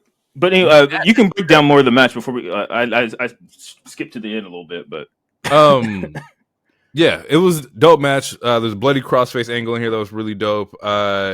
We see that Claudio tries to climb on the cage and gets immediately like pulled down by where's it Yuta? One of them gets pulled down by Hobbs. And then we see, surprise, surprise, Hooded Man throws the briefcase in the ring, and Mox hits Joe with the briefcase, gets the win here. Hooded Man is Gabe Kidd from New Japan. Shout out to Gabe Kidd, fucking phenomenal talent. And people were confused about the tie here. And yeah, because he's a tryhard, and I'm confused. Like they try to explain it in Collision. I saw the clip, but it doesn't explain it good enough to me. It doesn't. I got to check out what they said in Collision. But as far as what I understand is that the tie is Gabe Kidd hates AEW just like Mox hates AEW. That's the basic way, right? Well, he's always coming out. I'm sorry, but if I'm not mistaken, Mox doesn't hate AEW. He just wants people to work better and work harder. He wants to change it. He's trying to make it better. I don't ever recall him during his rant saying I hate AEW. He's just trying to change the culture because everyone else is a bunch of bitches in his mind. For Mox, yeah. And this is why, like, the Gabe Kidd side of it is that Gabe Kidd just shits on it. He shits on everybody. It's not just in, I hate AEW. I hate everybody. It's not New Japan. But he's from that same cloth of like just aggression like Mox. I don't understand the tie with Mox directly, but I more so understand the tie with like the Bucks and Kenny. Mox, that's who Kenny. Because from the clip I saw, Mox was doing all the talking, and essentially Mox said Gabe was on his payroll because he has a like mind. So yeah, essentially, from what I saw, it was just like, yeah, I paid this nigga because we think alike. He's bald, I'm bald, we got beards, we think alike. We hate shit. Pretty much. Which in the angle would have been so much better had you like leaned into Gabe Kidd just trying to get his lick back on Kenny because that's who Kenny beat in January. And then the Bucks also being in Japan after they had lost their belts would also insinuate that, okay, while we're over there, we recruited somebody, we brought him over. He hates Kenny, we hate Kenny. Ta-da. Like, that would make the most sense to me. Yeah, and oh god damn it, there's a gnat. The other part that doesn't make much sense is the Young Bucks tried to recruit Gabe when they were just last in New Japan the other week, and he turned them down. Yeah. But he accepts Mox money. So we're saying Mox has more money than the EVPs of this company that you're like invading. It's convoluted. Very much so. I want to see how they break it down. Flushed out. A little bit. Some details definitely got to be fine-tuned. But yeah, Gabe Kidd joins. He looks like he's joining Death Riders. The cage gets lifted up. Bucks come out. Bucks close the cage, jump on Kenny and Samoa Joe. We then hear a Who's House, and Mr. Swerve comes out, climbs the cage. Swerve stomps on like 5 niggas, and then calls out Anarchy in the ring, or Anarchy in the arena with him, Joe, Hobbs, Willow, and I'm missing somebody here. Hold on. I wrote it down too. Where's it at? Okay. Swerve, Kenny, Joe, Hobbs, Willow is the 5 versus Mox, Claudio, Bucks, and Marina. So, that shit gonna be stinky, brother. I can't wait to talk about it. And fuck, I didn't mention Okada came out and was out there gut checking Kenny. There was a lot of niggas out here. There was a lot of like bodies. Yeah, but yeah, Anarchy in the Arena. I technically, I didn't. I mean, the last one was cool, but I don't have any excitement. I don't have anything to look forward to. I don't have any. What's the word I'm looking for?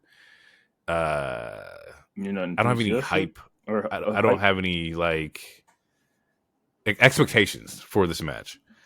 So we'll see how that goes this upcoming Sunday. Getting out of AEW, jumping into SmackDown here. We see that Solo and Jacob are on the wrong terms here. Solo's once again, trying to big brother Jacob and basically, hey man, like you may have got the title, but I helped you get the title. Jacob once again restates that I did this for the family and I was going to do this with or without you. Yeah. Yada, and then Solo gets in his.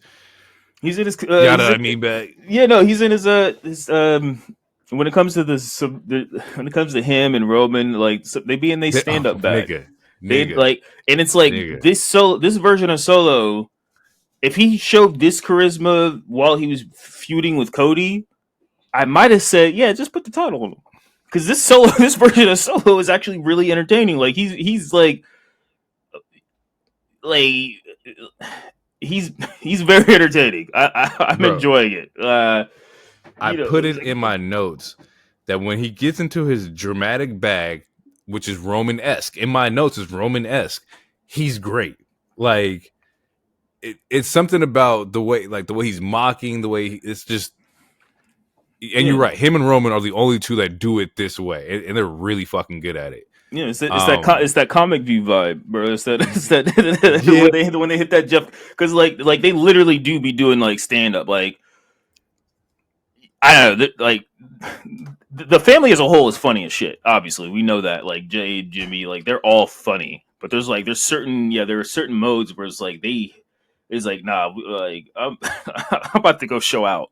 Like, and Roman does it a lot too. Like he has his comedy bag and he has his Robert De Niro. Like when he squints his eyes, like when Roman squints his eyes, bruh, he's about to say, like he's about to say some fucking heavy shit or something really fucking funny. Yeah, it's like when Roman did the Cena promo. He's like, it's like missionary every single. And I was like, oh, this nigga's good.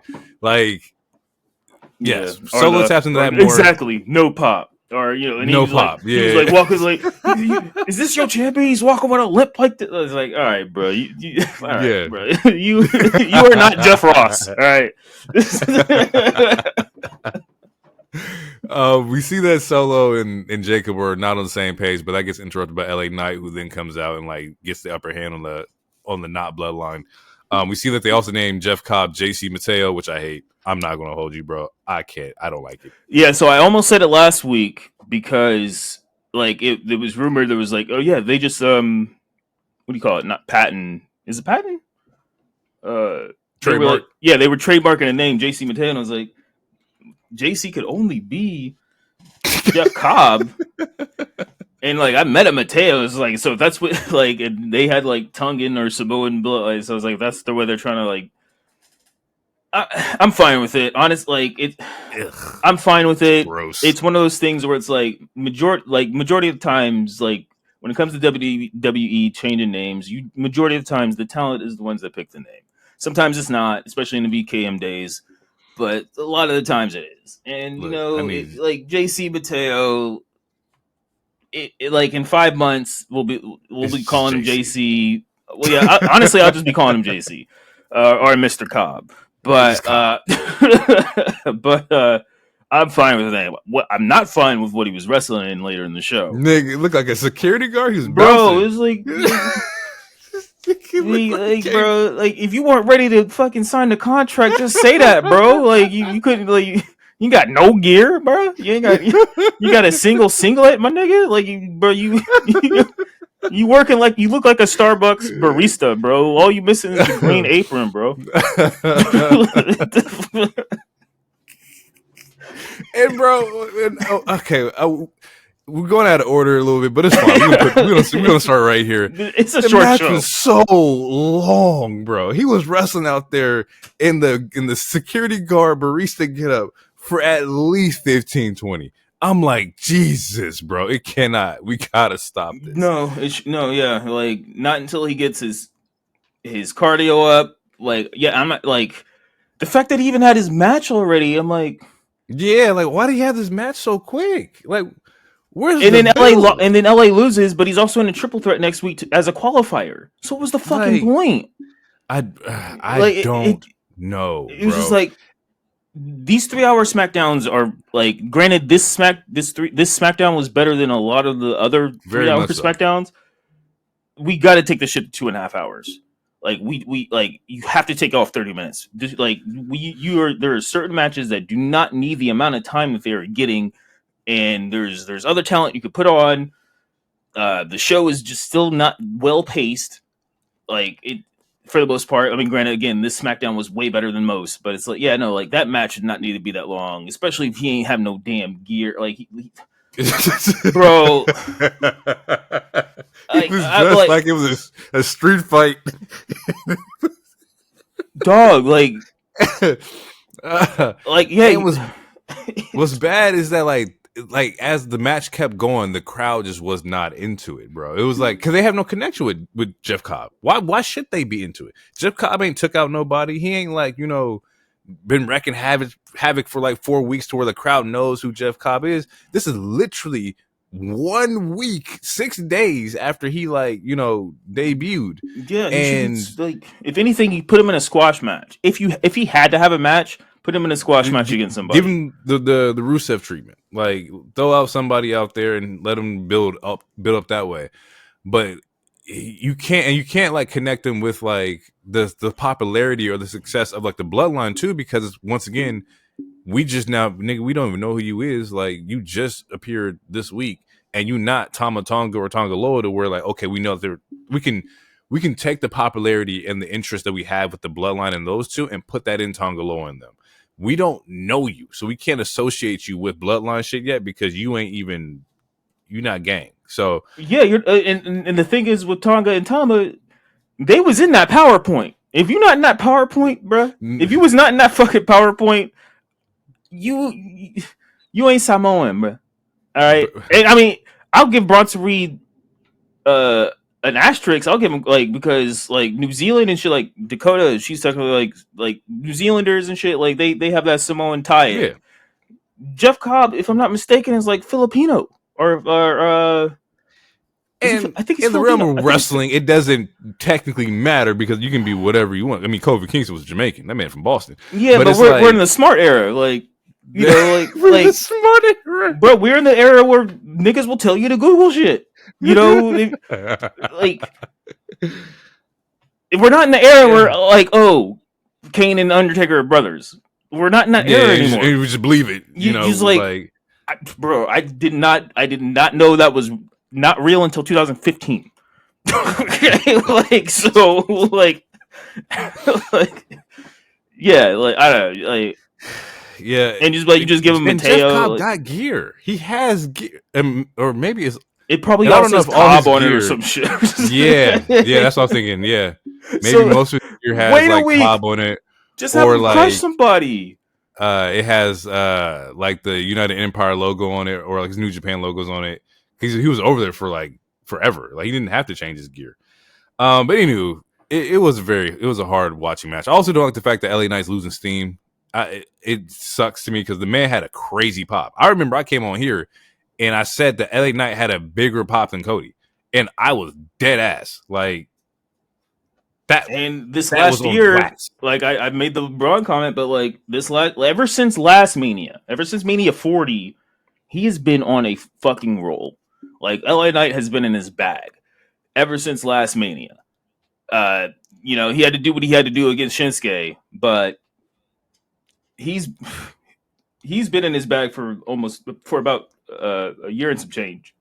And like, why won't they give him the ball? It's just, well, I mean, it's not that we can't have him fight Cena, but and honestly, I would like to see that. Nigga, yes. It's probably like, honestly, he's probably someone who might need a change as well, depending on like who keep, like when we're talking about like trades and stuff, like depending on who keeps, like how long Cena keeps his title, like who takes the title away from Cena. Like if it goes back to Cody, obviously Cody's gonna be a face, LA Knight's a face, so that's gonna just be more time not having him be in the main event scene. Maybe he needs to go. Maybe he needs to go to Raw and get the Intercontinental real quick to like kill some time or something. But it's probably like in ring wise, consistently this last year and some change. In ring wise, he's been effing amazing. He's been killing. His promo wise, we already know his promo, and like he gets crazy ass pops. So at this point, it might be time to like have him at least rotate around the main title, because like he's been in. He's in the vortex, bro. He's in the vortex, which is a fucking buzzword now, and I hate it. I remember I loved when it used to be cool, but yeah, no, like he's in the bloodline. He's been fighting the bloodline since 2023. He's in the vortex. We got to get this nigga out, bro. I don't know what the fuck we got to do, but he has to get out of that cycle. Yeah. Sorry, my wife just texted me spider. Like, I'm recording. What? I don't even. That's crazy. You kill it. He looked at his phone so crazy. I wish I could see the clip. He looked at his phone like, me? I might not leave this room now. What the fuck? Okay. We mentioned earlier that Alexis Bliss. This bitch said it escaped. Oh yeah. Yeah, bro. Vacuum! Yeah. Vacuum!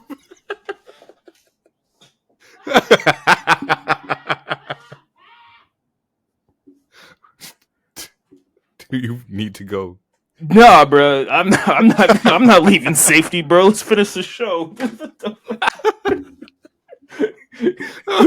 Deuces or deuces. I said that backwards. I ain't leaving the room, bro. Fuck it.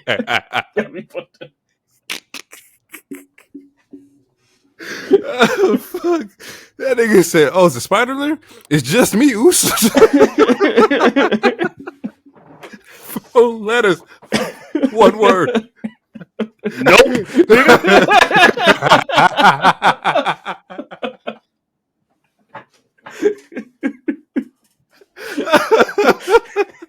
Oh fuck, nigga, that's fucking funny, bro. Oh god. Oh shit. Okay. DIY versus Fraction was a fucking banger match. That shit was fucking hard. This I wrote my first note was like, this is black and gold. Like This is pure black and gold, yo.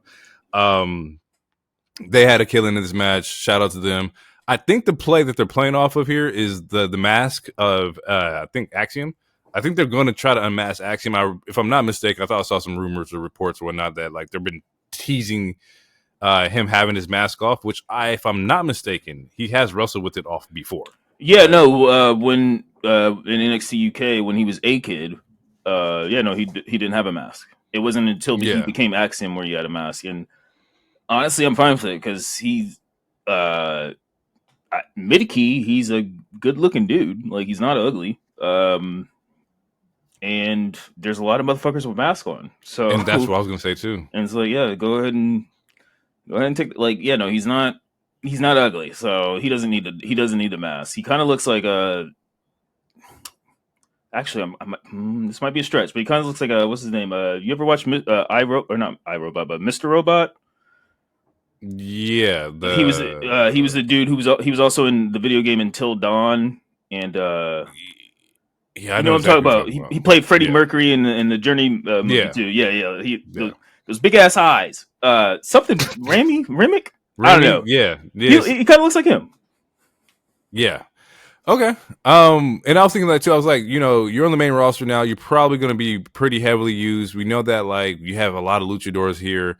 And from what I don't know if he's Hispanic or Spanish. Not that it matters or anything like that. He is. They said it. Because he had that match with Gunther on SmackDown. He's from Spain. Yeah. Spain. Yeah, it was Yeah, Spain. he's from Spain.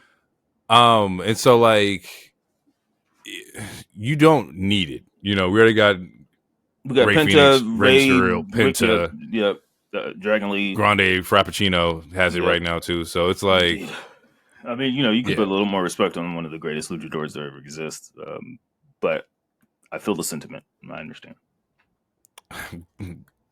El Grande Pup Cup, like nigga. Can I get a puppuccino, please? Bro, I used to work at Starbucks, bro. That fucking 5:30 in the morning when we pour a couple. You lucky your dog is cute. Shit. Oh fuck. We see that Wade Barrett has a sit down with Truth. And Truth kind of goes in his bag about, you know, this is not John Cena. You know, he says life is tough. There's constant pressures between career, family, bills, but regardless, you can always depend on John Cena. Truth says that John Cena has always been there for him, saying never give up, and when he wanted to quit, saying your time is now, when he thought his time would never come. He's like, hustle, loyalty, and respect aren't just words, they're a beacon of light, and if John did it, so can you. Barrett's looking at this nigga like, he just put you through a table last week. This came to the guy you're still talking about, and Truth still doubles down like, no, that's not John Cena. The John I know would never do that. He says that this John Cena now wants to ruin wrestling, and it's not John Cena. He said he doesn't want to fight John, but if he has to, he'll beat him back to sense, and then he'll do it at Saturday Night Main Event. Now, we talked about last week to where, you know, we knew the match with Truth was coming, and I'm still excited to see how this plays out. This is going to be the theatrics. I'm looking for this one to some story implications, like So I have two things. The first one is, look, I don't know what NBC's rules are as far as rules and regulations, what's allowed on TV, what's not. I mean, obviously they have like SVU and whatnot, but I'm gonna need Truth to pick up the blade, and if he doesn't pick up the blade, I'm gonna need him to bleed the hard way. This needs to piggyback off what I was kind of talking about last week. Like, Truth is absolutely beloved. If like for the Cena heel turn hasn't been hidden for a lot of people, and it's mostly because it's kind of hard to believe it. Especially when you have him or The Rock always being like, oh, well, we're playing characters. Mostly The Rock. So if like you're like, if you want to get like, hopefully stop these 50-50 boo cheers and like have him be booed, beating the shit out of Truth is, I think, the closest thing that could make that happen. And I think for the dramatic effect, we need some color. I don't know the rules again on a Saturday Night Main Event, but if we could get something similar to what happened with Nia on this SmackDown, that was an accident. It was an accident, and I mean the Drew shit with Hell in a Cell, that was an accident too. And honestly, like getting color the hard way looks better. And like in hindsight, it looks better than just like that shit hurt though. Get it the old fashioned way. It hurt like a motherfucker. No, it absolutely hurts. But also, like, I mean, but Bladen is fine too. I mean, again, look at Jibby. Either way, I think we need some color. Like, if this is really going to hit, like a squash isn't going to do it. Like, we don't need a squash. Like, we don't need how long him and Randy was, because again, this is a Saturday Night Main Event. Like, every match is probably going to get like maybe 15, if that. But we need this to be dramatic as shit. We need the cinema. Like, this needs to be the Bloodline cinema type match. And I think we need some color. Like, we need like Truth needs to leave in an ambulance. Okay. If you're going to like if you're trying to get Cena really booed and you're trying to make this more believable, we got to go like full scorched earth. Like, he needs to kill Truth. He needs to kill him. So like, if Truth doesn't bleed, he doesn't bleed. I would take one of those like an AA through like the windshield or some shit like that. Like something that's like, damn. It needs to be off a windshield from a 20-foot truck, bro. Like, it needs to be dramatic. It can't just be something we see. You know, every Monday. So in my head, I was running like ideas. It's like, okay, so like, you know, the AA through the windshield. There was, and I think this one wasn't actually as planned, but when he took the chair, some TLC, and like dropped it on somebody, like it just needs to be like something like that, where it's like, oh shit, like he's really trying to like end Truth. I believe he's trying to AA somebody off of a car in like an I Quit match at one point too, like something of like that, like element. Yeah, that was Batista. I believe that was Batista. Yeah, he's like, I quit, and then he AA'd him anyway. It needs to be darker. Like it needs to be dark. Like it needs to be what Hogan did to The Rock. Like you put him in a truck, and then you blow up the truck or some shit. Like it needs to be dark, bro. Because I'm like again, like we talked about last week. Like Truth is like the Deadpool. Like he's so beloved. Which is the second thing I was going to say is like I see people shitting on this or being upset, and it's like last time I checked, I thought we wanted black men in a singles title match. We're getting it now. Now people are upset, and there's story implications. Like now people are like, I thought this is what we wanted. It's very fickle. Yeah, no, I was just like, it's very like I just seen like some spaces is like I could have like for last like most of like early this year, late last year, like it's like there's never been a black man on a pay-per-view in a singles match. We're getting that now, and you're finding something else to complain about. But and I think it's like because you're not getting like the match. It's not going to be the match of the year match. But John Cena's not giving that anyway. I mean, man, it could be, man. Everything is plausible. Everything's a possibility. Truth can work. I think going into this, you're not looking at it like that. Both of them are 50 plus. And Truth can work better. I mean, everyone still says Truth has a lot of gas in his tank. This motherfucker still does the splits. Oh, he's like 54. Truth gonna ball out because this is gonna be the most watched Truth match ever. Yeah. So he's gonna fucking ball out, like absolutely. Yeah. More reason for him. He needs to. He's gonna show the fuck out. We need he needs to die. Bro, no, we need a. If he dies, he dies moment. Like we need a. Like if Cody returns, it should be okay. Yeah, I was gonna ask you. Yeah, I was gonna ask you. If he returns, it should be to save Truth because Truth is dying. Yeah. If he returns, you need the ultimate baby face to come out. Imagine like Truth is like just been bleeding or he's AA'd off the table or whatnot or like on the concrete and you hear that, you know, doom doom. Like it's about to like go crazy in that bitch. Like you need somebody should save him. But it also have more dramatic effect if he doesn't get saved. Like, you need that. You need that moment for Cena too, where he's like, "Oh shit, Cena's Vader. He's actually fucking Vader. Like, he's unstoppable right now." Yeah, no, I wouldn't be mad with that either. I want to see it. Yeah, wipe the blood on your chest. Like you could even do the salute, bro. Like, I don't know. It really depends on what they want and what they're allowed to do, but. I know for a lot of people, the Cena heel turn isn't hitting the way that it should, and it's because it's kind of hard to believe. And he's also here part time. And so. We know. Yeah, he's here part time, but it's just like it's kind of hard to believe because it seems like John Cena. He's actually a really good actor, but it's like it's one of those random moments where it's like we can tell that he's trying to be bad instead of just being bad. And Truth to me is probably the easiest catalyst to like actually get. Like legitimate boos. What do they call it?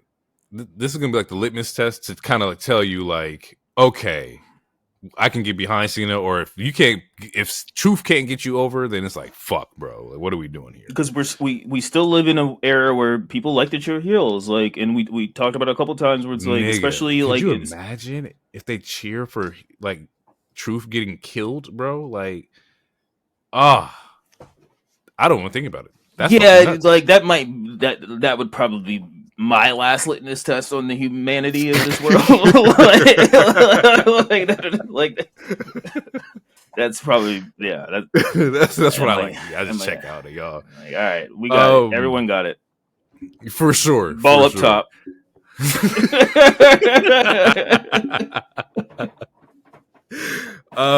We get a dope match between Aleister Black and Carmelo Hayes. I feel like this match was really fucking fire, and it was fire.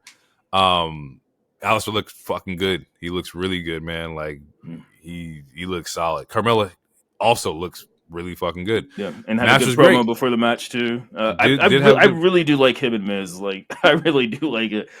You Who's him? you. I am. Who's him? And I heard some people be like that's very similar to the Who's House. And, It was, know, I didn't. That's crazy. I never heard of that. I've never thought about that. anyway. But whatever. Yeah, Anywho, exactly. Whatever. I dislike the finish. I hate DQ finishes just because they're done so many times. And I get it that you want to preserve the win and the loss or whatnot, but it's like these two, it could have been at least like, oh, Miz distracted him and got the roll up, right? Yeah. Cool.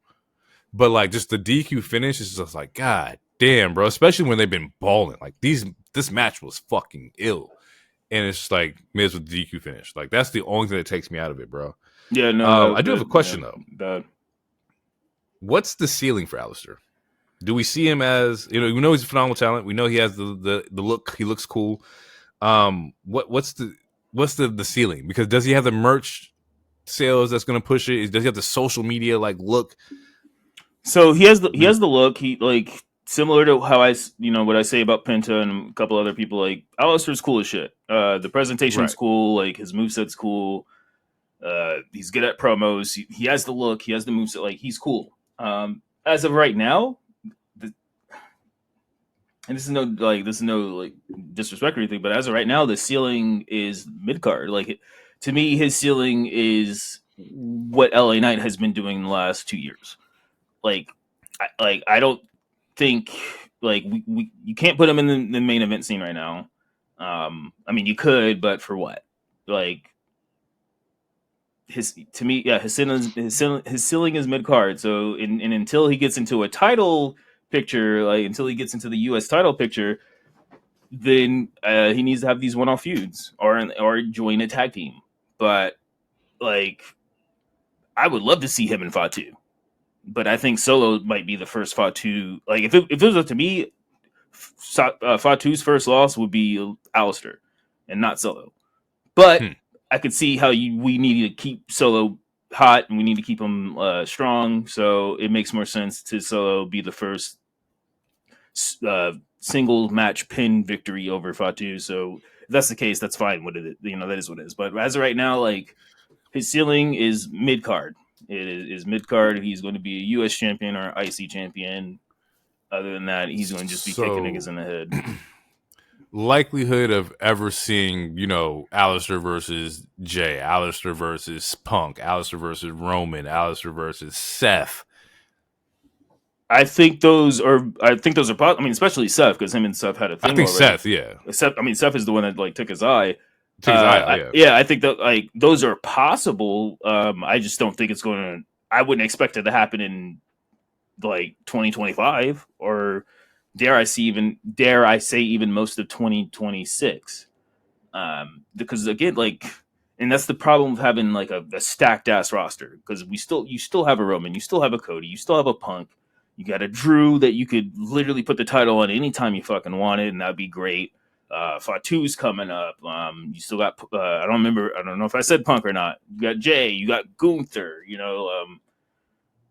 Sammy needs a title, a main title at some point. We talked about LA Knight, he should be in the main title scene at this point. Finn could use a good title run, an actual one, instead of just that 1 day Universal. Fucking now that Dom, now he's the IC. Once he drops IC, it's about that time to go up, just like Braun, so. And there's Braun. I mean, just mention Jacob, Sorry, I was trying to kill a net. Motherfucker. It's not like he has the talent, he has the charisma, he has the aura, he's good on the mic. It's just there's no one there's out of all the names we just said, I'm not willing to have him cut the line. Yeah, there's nobody he's jumping over. As much as I love Aleister. Right. I'm just not willing to have him cut the line at this moment. So yeah, to me, mid card is the ceiling, at least for now, at least for the a mid card and a tag team title run for the next year and a half, and then once we get fleshed out with some of these other stories, once we figure out the Cena retirement and whatever Roman's doing, or Punk finally gets another run or whatever, then we can be like, all right, LA, it's your turn. AB, it's your turn. Like Fatu, it's time to get it. Like Braun Breaker, it's time to get it. Like, and at that point, he's going to deal with a whole new crop of like people coming in that mid card to where it's like, by that time you got Trick Willie coming, you got Obafemi, you got Nathan Frazier, who I think after this tag team run with Fraxium is going to blow the fuck up. Like, baby Seth Rollins, baby, we here. It's about to get nuts. Main event was Nia Jax versus Tiffany Stratton for the Women's Championship or WWE Women's Championship match. Banger. Overall, fucking banger. Like, these women fucking killed it. The chemistry's already there because they've been working together forever. One of the spots that I did like, and it's kind of like rushing to the end of the match, but Nia is the first person to kick out of the prettiest moonsault. And I was like, that's a good fucking touch. Yeah, I liked it. I liked it because it's like in a non-kayfabe way, or not like getting outside of the ring element. If Tiffy's first title was against Nia being the first person to kick out of her fucking finisher, I feel like that's an even trade-off. I like that. Like, that's... Yeah. And it makes her a monster. Yeah. And also, just... and we've done it before. I think all three of us have done it. But just another random shout-out to Nia. Like, ever since she returned, she... Again, similar to what I was saying about LA Knight, she, like, all her matches have been good. Like, besides, I would say, the War Games match where she looked out of place and she looked a little aloof. Other than that, all her single matches have been fucking fire. Her and Lyra, fire. Her and Liv, fire. Her and Rhea, fire. This Tiffany match, fire. Then she had like 2 Naomi bangers. She had a banger with Michin. Like, Nia Jax has been in her fucking like bag. Like, ever since her return, she has been great on the mic, like presentation wise, in ring wise, protecting the talent. Like, I don't think she's hurt a single person that, at least that we know of, or anything, because that used to be a thing with her, like being a little rough or risky. Nia was in her shit, or she's been in her bag. She needs some praise. Yeah, absolutely. She has some dope spots in here. The Samoan drop off the desk was fucking dope. The way that when Tiffy tried to reverse the Annihilator and got just completely fucking squashed, I love that setup. Like, that setup is really dope to me. Yeah, that's how she won the Queen of the Ring, if I'm not mistaken. Yeah, with Lyra. Yeah, I love that setup. The crazy part was the chair spot, right? Yeah. So we see that. Well, let me go back a little bit. Naomi comes out to interferes, immediately followed by Jade. Because Naomi has a chair. Jade comes out, runs Naomi off, but the chair's still left behind. Nia tries to walk away with the women's belt, just trying like, I won this after Tiffy kicked out of the Annihilator. She's like, fuck it, I'm just going to walk away with the belt. Stops and sees the chair, grabs the chair, gets inside the ring with said chair, and gets fucking blasted. Like, yeah, and drop kick.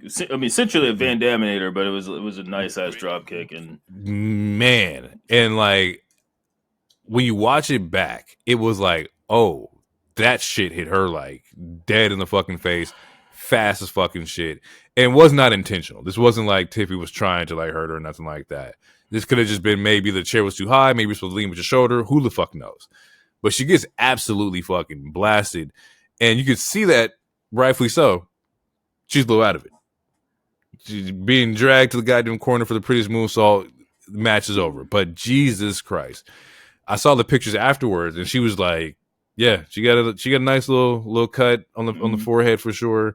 Probably in concussion protocol for like the next 2 weeks." She's tweeting and stuff. She seemed like she might be coherent, but definitely coherent. But we can't have you have a match because you got hit in the head like hard.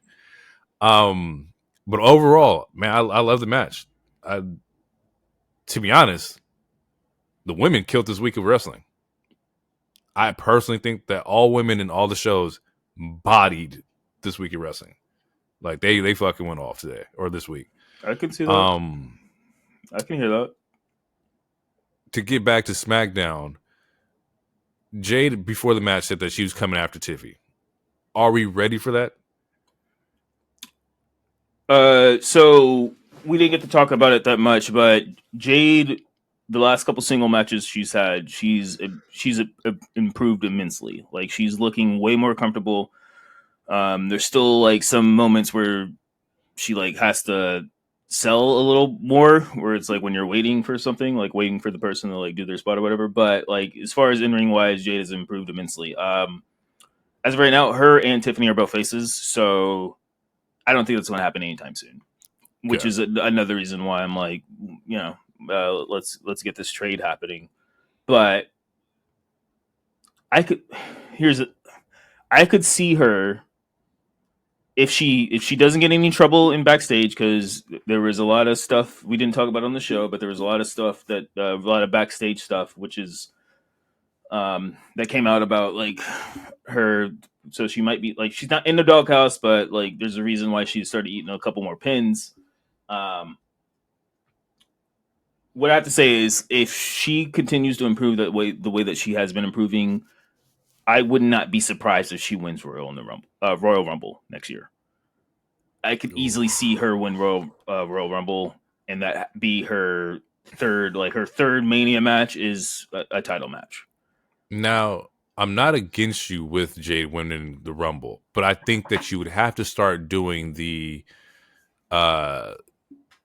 build up now, to where the fans are going to want that to happen. Because the last thing you want to do is do the Women's Rumble again and give them somebody that they do not want to win, Well, right now it's still a little too soon, because I just mean that we're in May, but it's like she's not getting booed or anything. Like she's still, I don't want to say she's an attraction, because she's on the show almost weekly, but they kind of treat her damn near kind of like an attraction. Like they obviously they have a lot of faith in her. I think if she completely improves, like there's a reason she went straight to main roster, like there's a reason like why they had her like working tags until she like started to get comfortable. Like I would not be surprised if she wins next Rumble. Like that way you get her into that title spot, depending on who has the title at that point in time. It's until next January. Like there's plenty of time for them to figure that out. As much as that, like, I would enjoy seeing, a solid push from Jade, and she wins Rumble, I don't want her to end up in the situation that Bianca was in, to where like you were just booing her for no reason, right?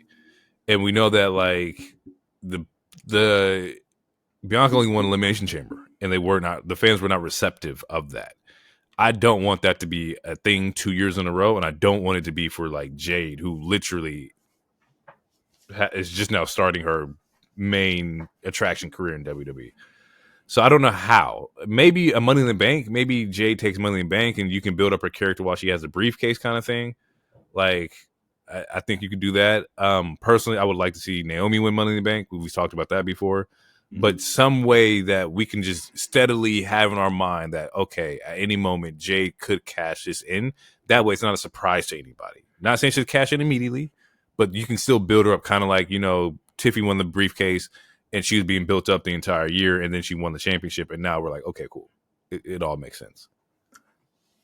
Yeah, no, I feel it. I'm gonna still lean towards Rumble, because like, let's say she's consistent, like she's not injured or anything. It's going to be different than like, oh, Charlotte returning and then she wins. Like, okay, you're giving Charlotte, like, assuming Jay doesn't win any like other title, like she doesn't win like US or anything, and from now until January, like that's another multiple months of her grinding and like earning the respect of the fan base and all this other stuff. And she's not winning consistently, because she's lost like 2-3 matches just in the last couple of weeks or whatever. So I feel like there's a chance to where she can get legitimate like babyface like praise of her, like if she wins the Rumble, because by that point, by next January, she should be a lot more crisper than she already is. Like in the last 2 matches she's had, she's looked really good. Like that Nia match, like that was like one of her best matches easily.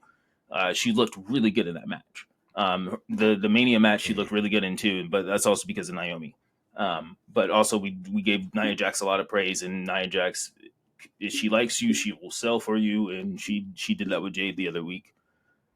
she stays consistent, I'm telling you, I mean, well, it's not like I know I'm not the Quentin Miller, I'm not DT, but I fully believe, like, as of right now, my picks for Rumble is Jade and Sami Zayn. Okay, we'll see how this year goes. We'll see how it's only things May. turn out. It is only May, and shit can change. The card is subject to change. Absolutely. But as of right now, Hero is saying it's Sami and Jay. Like those, like if you want two really good ass babyface wins, like for the Rumble, and like you give, Jade, it'll be Jade's second Mania single match, her third Mania match ever. Before we get out, do we ever talk about who's our men's Money in the Bank winner? I need to see who's really like. I need to see who's all in it. Who would you want to win the men's Money in the Bank? Who makes the most sense right now? Who would go after Jay or go after Cena? Barring Cody, because I don't think Cody's going to be in Money in the Bank. He shouldn't be. So, oh fuck, man. I'm gonna go Finn Balor. As of right now, I'm gonna go Finn. Okay. I can see Finn taking it from Jay. I mean, because Big Jim was in the match that he lost. He was in the match. Because if they wanted to run back that Mania match, Big Jim winning the Money in the Bank would have been that. They could have made a story with that. People probably wouldn't have liked it, but they could have made a story with it. I need to see who's all going to be in the match. But as of right now, I'm gonna say, I'm gonna say Finn. I think Finn has the least amount to lose. Like it doesn't always have to be on a new up and comer because fucking like Drew won last year, or whatever, or the year before. No, he won after Damian. Yeah, man, I think you put it on Finn, but it really depends on who else is in there. Because I don't think it's going to be solo. I'm trying to think of who's a mid-carder or who's a main eventer that's not like in something right now. And what I mean by in something is like actually like in like a rivalry with somebody.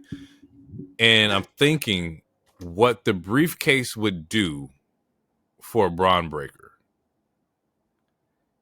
I mean, if he gets in there. And then like you just have him carry the briefcase threatening whoever.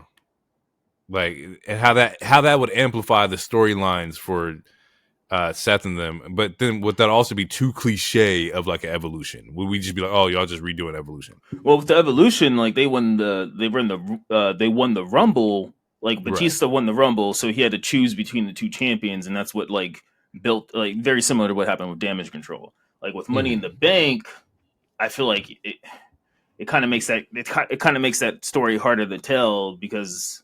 Like either Seth is gonna be like, just give me the briefcase, or Seth is going to try to manipulate his way to a title match after Braun wins it. But it's like, why the fuck would you want to fight Braun?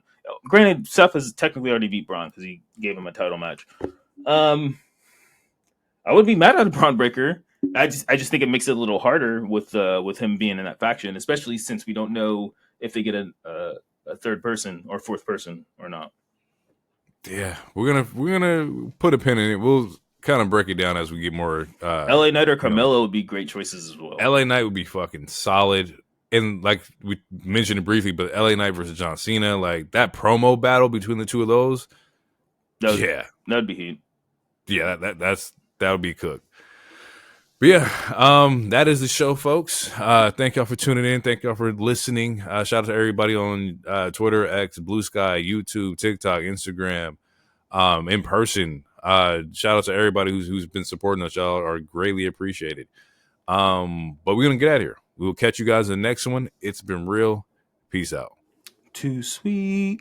Believe in the wave.